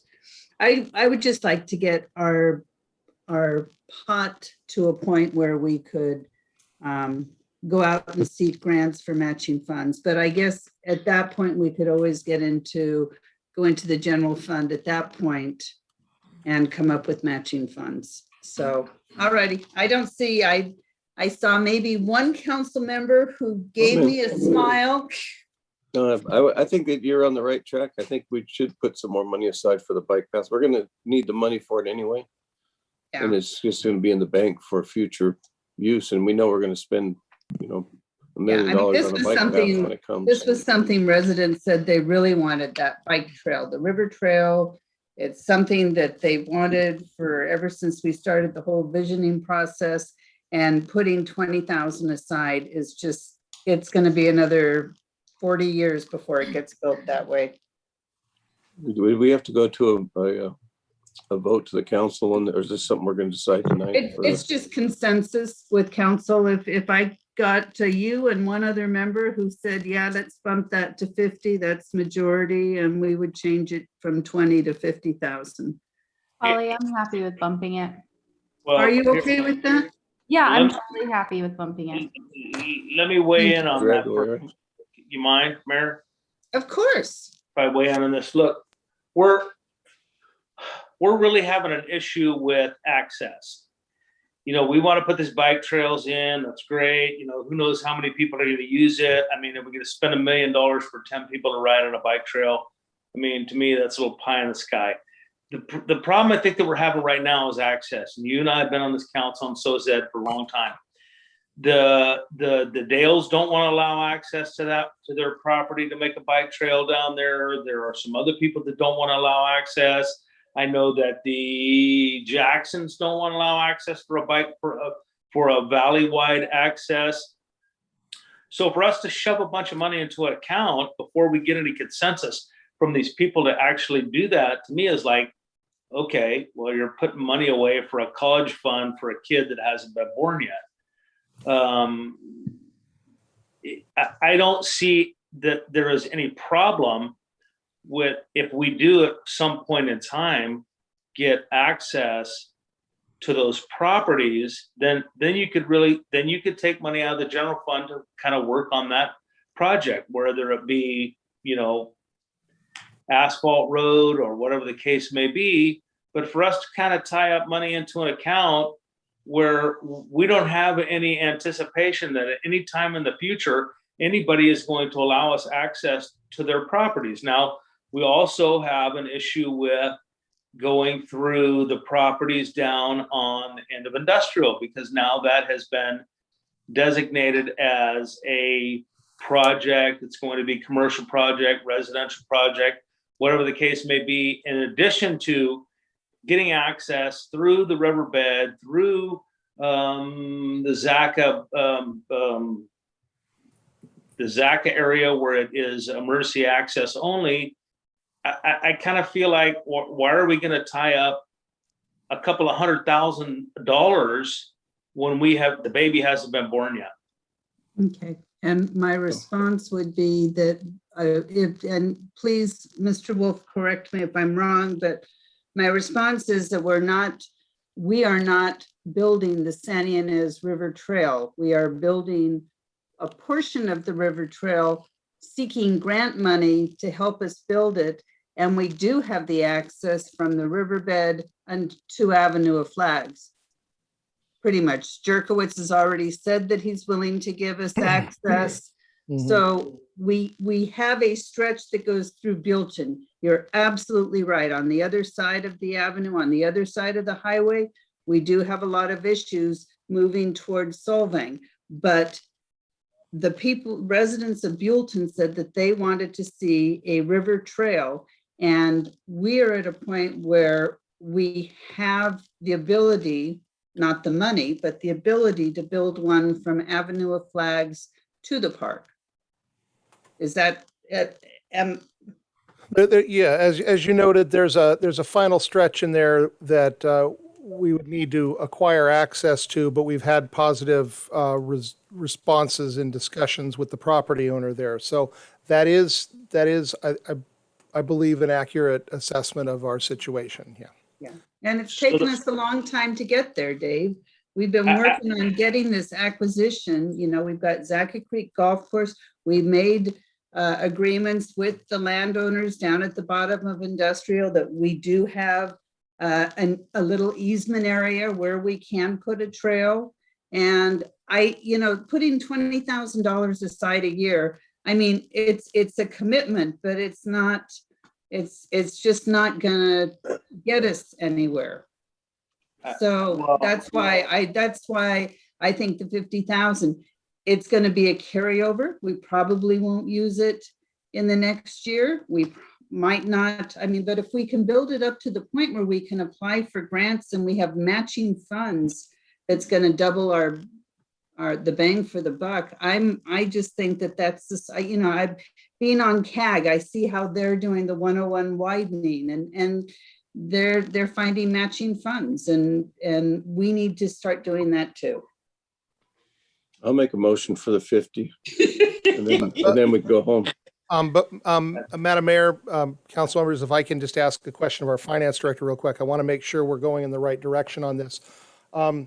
Chanel, do we have, are there sufficient funds within the local transportation fund to support a $50,000 a year budget allocation for the next 2 fiscal years without impinging upon some future need on that funding?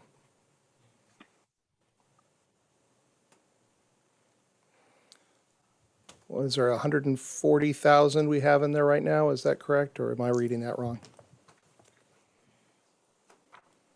Janelle, you're muted. Oh, thank you. Thank you. 142,992 is the estimated at the end of this fiscal year.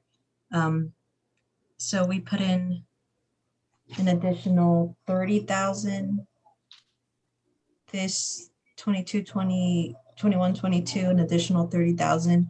We should have enough in there. The majority is to be used for capital projects. So I think we should be fine. Okay. All righty. Well, I believe we do have majority, not unanimous, but majority to move the 20,000 to 50,000 for the next 2 years. We're not giving it to anybody, right? So you can redirect it if we're just saving things change. Absolutely. Okay. Yeah, so basically what's going to happen is the money is there. We're just naming it, or we're just earmarking it for bikes and trails. It's a supposed. Mm-hmm. It's one of them supposed to be. Okay. Or all righty. Okay. Thank you. You're welcome. So next one is Fund 029 Transportation Planning Fund. So this one is just a one budget line item of contract services, proposed 45,000 for both years.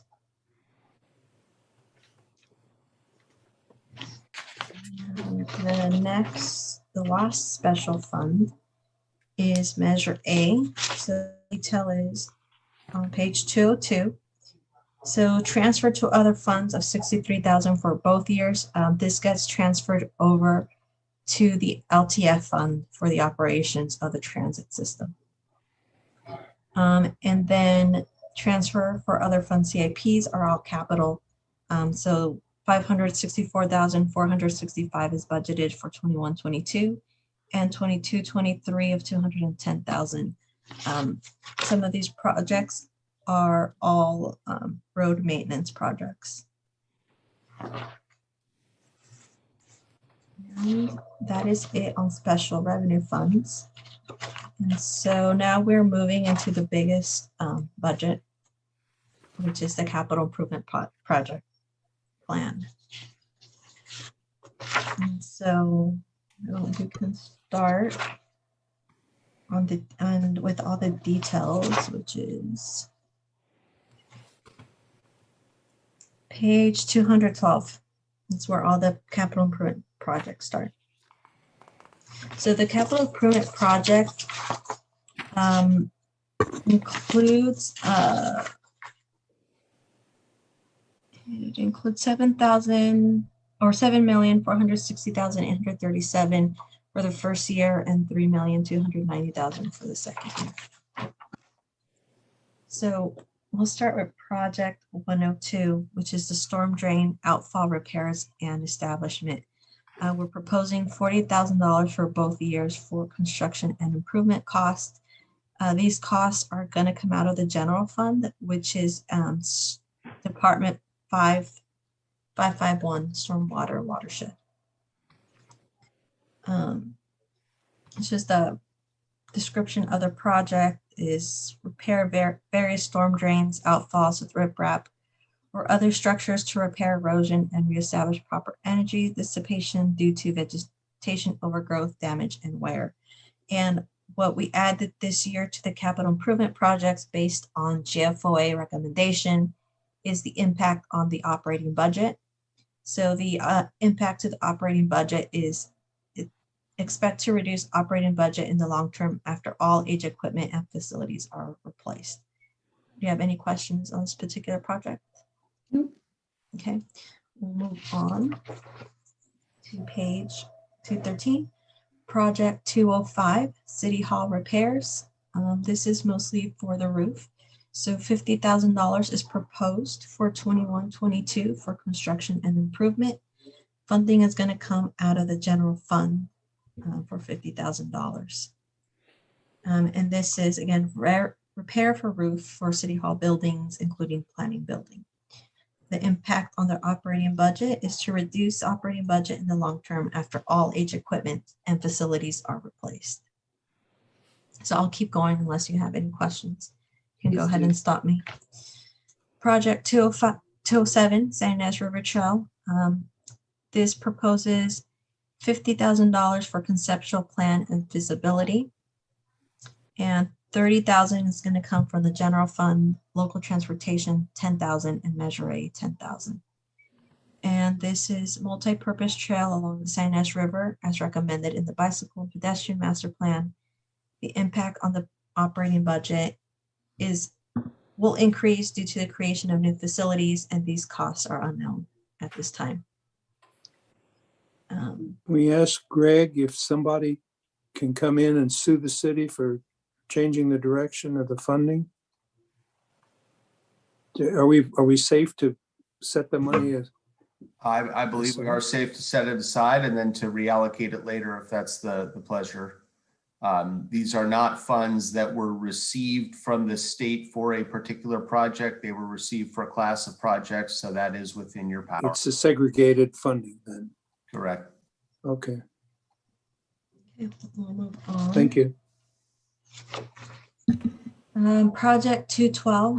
This is a new project that's being proposed, which is the Avenue of Improvements on Medium 3. $125,000 is proposed for fiscal year 22-23 for conceptual plan and feasibility, and all funding is expected to come from the general fund. And the operating budget will increase due to the creation of new facilities, so costs are unknown at this time until it is completed. Project 214, City Hall Emergency Generator. $40,000 is proposed for fiscal year 21-22 for construction and improvement. All this is coming from the general fund.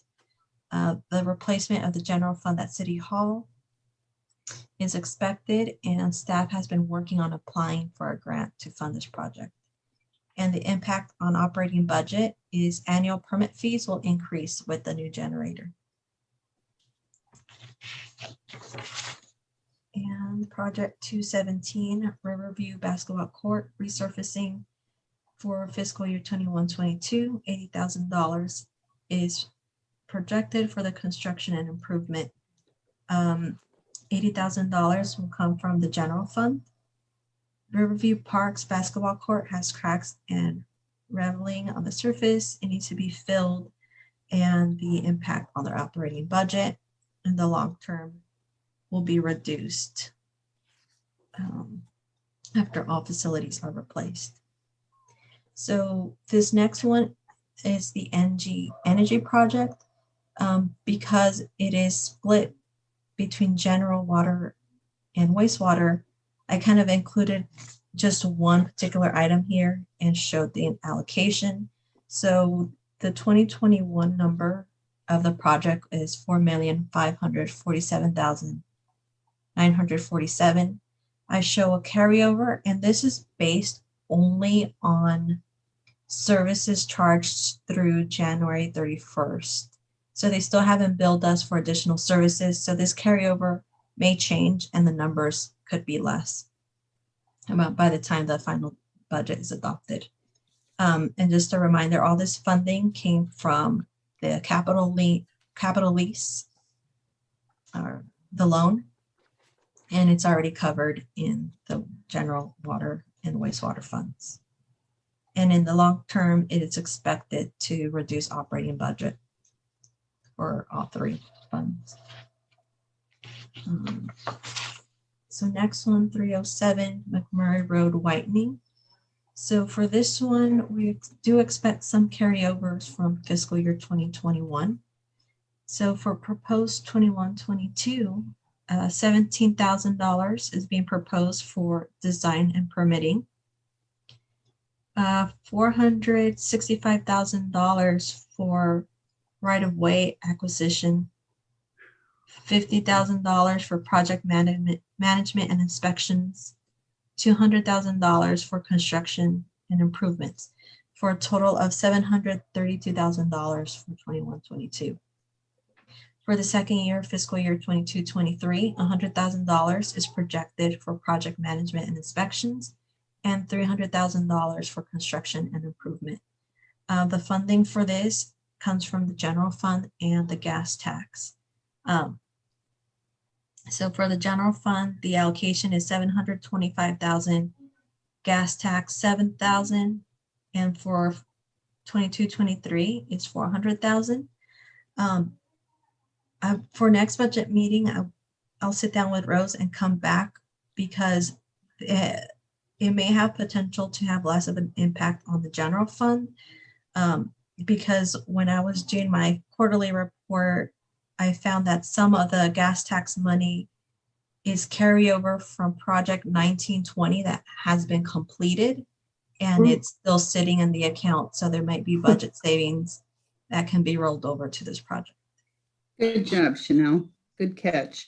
It says that the start date or the end date would be June 23. Do we really, I don't know if I asked the city manager or the city attorney, do we really believe that fiscal year 21-22 that we will get the right-of-way acquisition so that we can move forward with this?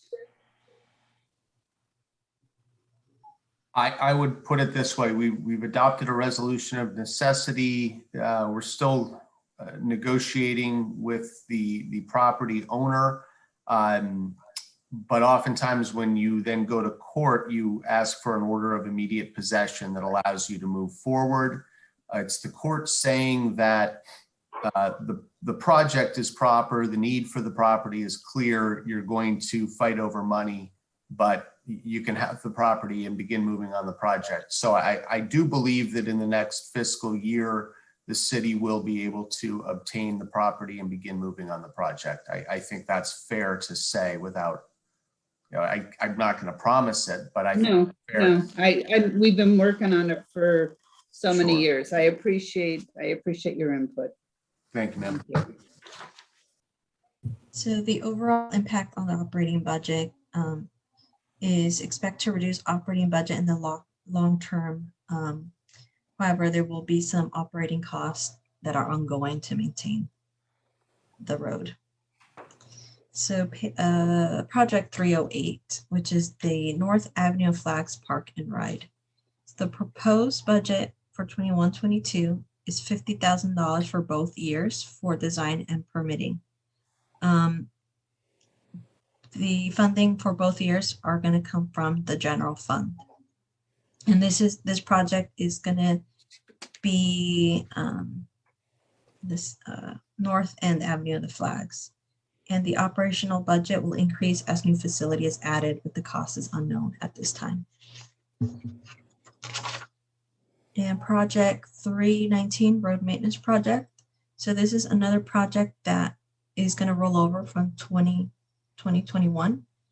The 21-22 proposed budget for project management and inspections is $75,000, and for construction and improvement is $700,000.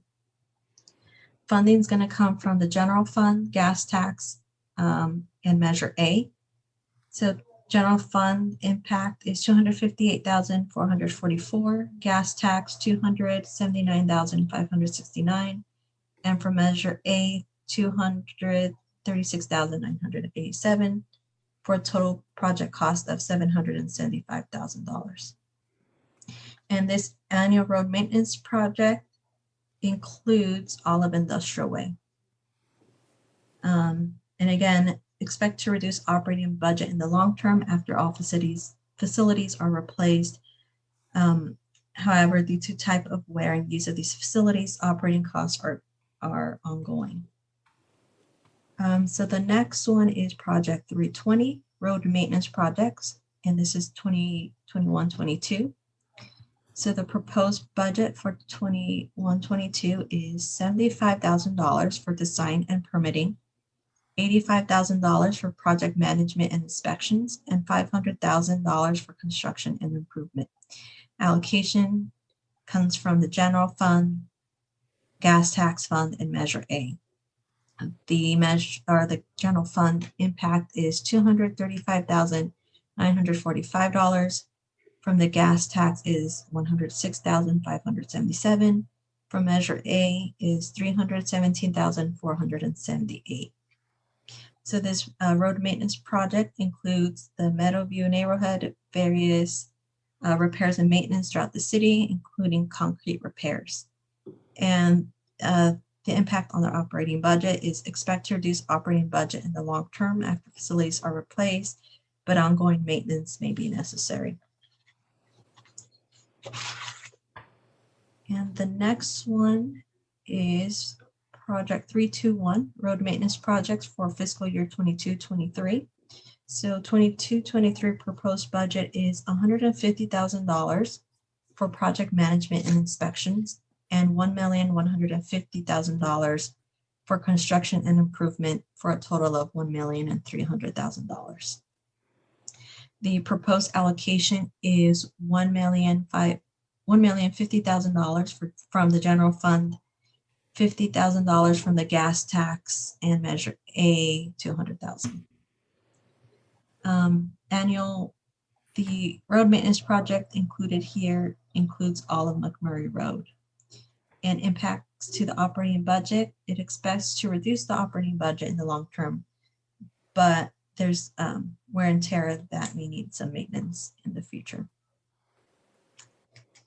And next project. Can I ask a question? Yes. When they were working on McMurray years ago, we were talking about it, and they discovered there's a water line running down the middle of McMurray. Did they ever take it out, or are we using that water line? I don't know if that's going to add a lot of cost to McMurray widening. I don't know if John may know something about it. We do have water facilities on McMurray Road. It's our water main. Well, I thought they had decided the size of the line that was in McMurray was going to be a pretty big expense just to get rid of it and bring it up to code, so to speak, because I don't think it was in code. I'm not familiar with that. Our facility, Okay. Yeah, we don't have any facilities that needed, for water anyway, replacement on McMurray. We might have had some repairs here or there, but nothing that was going to be abandoned or relocated. Okay. All right. Just needed to know where all the bodies were buried. Okay, we'll move on to. I think at one time we had a problem with lower McMurray. There was that was a while back though, when the project went in. 10 or 12 years ago. Yeah, a few, but there was an issue at that time. Okay. Thank you, John. Okay, so we'll move on to Project 401, which is Riverview Park Miscellaneous Improvement. For fiscal year 21-22, $50,000 is proposed for construction and improvement, and the same for 22-23. And funding will come from the general fund for both years. Funds allocated here, again, this is a carryover project, and it's to support installation of electric vehicle charging stations, bocce ball courts, bicycle pump track, a sustainable water feature, and the funds identified here shall be used as the city's local match to pursue grant funding for implementation. The operation budget will increase based on the facilities installed, but costs are unknown at this time.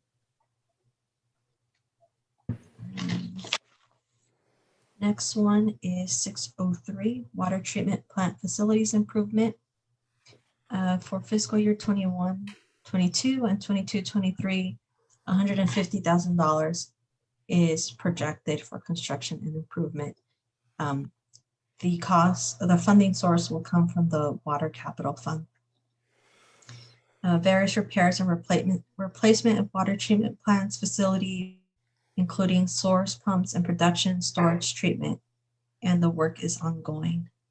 In the long term, the operating budget is expected to decrease as equipment and facilities are replaced. The next one, 605, this one, water treatment plant improvements, fiscal year 21, 22 proposed, project management and inspection, 35,000 for construction and improvement, 65,000. All funding is going to come from the Water Capital Fund. The project description is repair of water treatment plant backwash, including all appurtenant facilities. Impact on operating budget. Expect to reduce operating budget in the long term after all age equipments are replaced. And project 607, water meter upgrades. So no expenditures are proposed for 21, 22, but $100,000 are proposed for 22, 23. And the funding is going to come from from the Water Capital Fund. And impact on the budget. Expect to reduce operating budget in the long term after all age equipment and facilities are replaced. Project 609, supplemental well and water treatment plant feasibility. For fiscal year 21, 22, $50,000 is proposed for conceptual plan and feasibility. For fiscal year 22, 23, $50,000 is proposed for design and permitting. Funding will come from the Water Capital Fund. Project description is so review of potential groundwater well sites and water treatment plant facilities as capacity for existing facilities is being reached. Operating impact on the operating budget is that it will increase due to additional facilities created, but costs are unknown at this time. And project 610, water distribution system improvements. This is for fiscal year 21, 22 and 22, 23, $100,000 is proposed for both fiscal years for construction and improvement. Funding source will come from the Water Capital Fund. So project description, various repairs and replacements of water distribution systems, including distribution lines, valves, pumps, booster stations, SCADA, hydrants, etc. And in the long term, it's expected to reduce the operating budget as old facilities are replaced. And now for 704, sewer line replacement. The proposed for 21, 22, and 22, 23 are $250,000. So $50,000 for both years for project management and inspections, $200,000 for both years for construction and improvement. The funding's all coming from the Wastewater Capital Fund. The project description is to repair of damaged crack lines within the city sewer collection system as identified from the prior annual inspections, and it is an ongoing project. The impact on the operating budget is a reduction in the operating budget in the long term after all equipment and facilities are replaced. And project 706, the wastewater treatment plant facilities improvement for a fiscal year 21, 22 and 22, 23, $300,000 are proposed for both years for construction and improvement. The funding is coming from the Water Capital Fund. And again, this is just for various repairs at the wastewater treatment plant. And it's expected to reduce the operating budget in the long term after all age equipment and facilities are replaced. And then the last capital improvement project is project 710, and this is the wastewater treatment plant lift station and plant power reliability project. So for both years, $300,000 are proposed, $20,000 for both years for the project management and inspections, $280,000 for construction and improvement, and all funding coming from the water capital fund. This project is for the installation and upgrade of power generators for wastewater treatment plant and lift station to ensure continued treatment and operation during power outages. Impact on the operating budget. The annual permit cost may increase depending on final design size to replace existing generator and for an additional generator for lift stations.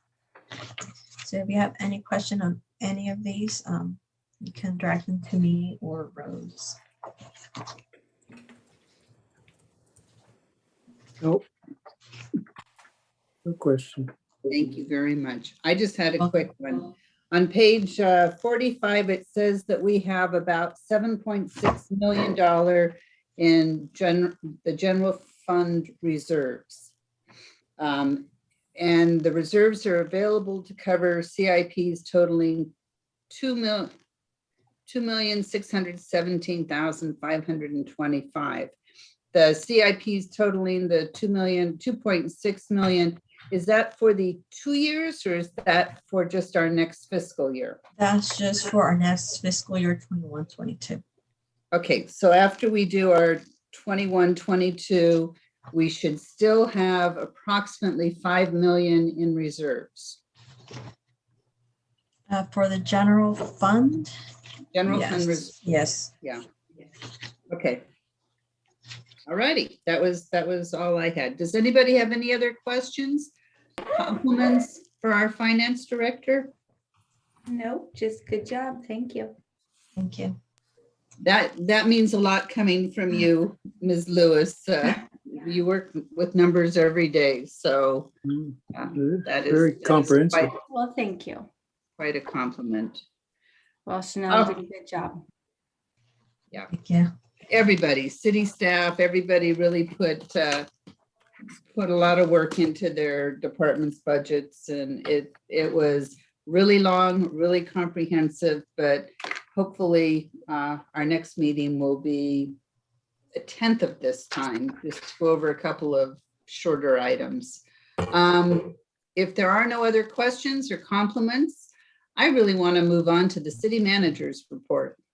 What's the time frame, just roughly, for us adopting a plan? Do you have adopting the budget? A window? No, for the, I mean the projects we're talking about, ones we just talked about now. Are they a couple of years out, or are we looking for an investor? Each of them has their own timetable.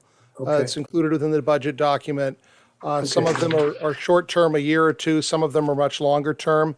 But what we're addressing here is just the money we anticipate to spend on that over the next 2 years. Okay. Two-year working. Okay. Yes, sir. Thank you. Thank you.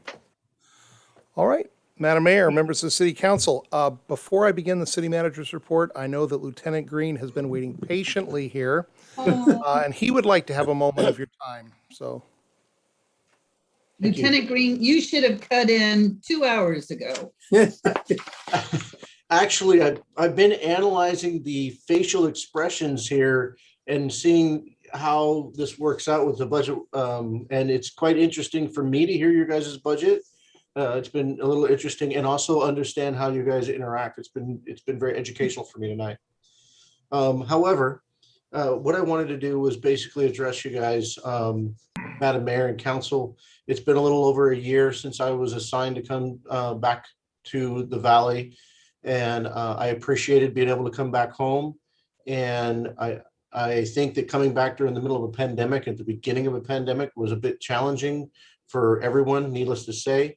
But I wanted to make sure you guys knew that the staff you have at your city has really been very helpful to me, all of them. And I wanted to make sure you knew that, and my appreciation to your staff for all the work that they've been doing through all of this, along with working with me and my guys. And I wanted to let you all know too, you may see some new faces out there. We do have about 5, 6 new people behind the wheels there in the black and whites. Some of them you may wonder if they're even old enough to have licenses. They do. I'll verify that. But we do have some younger, energetic people coming in to help with our attrition. And I think that'll bring some new vibrance into the city. And I wanted to make sure you guys knew about that and my appreciation of being back home. Thank you. Thank you. I'd like to make Boy, a comment. I was expecting a dear John. Love you guys, but I'm getting the heck out of Dodge. So I appreciate that you are glad here, as glad as we are to have you here. And I look forward to meeting the new patrolman, the new sheriffs in town. Vice Mayor Sanchez, go ahead. I just wanted to thank you for your service and send my condolences to your comrade in San Luis Obispo. And I want you to know that we're all back in the blue, and as far as I know, in Buellton. And thank you for being there for us. Thank you. Thank you.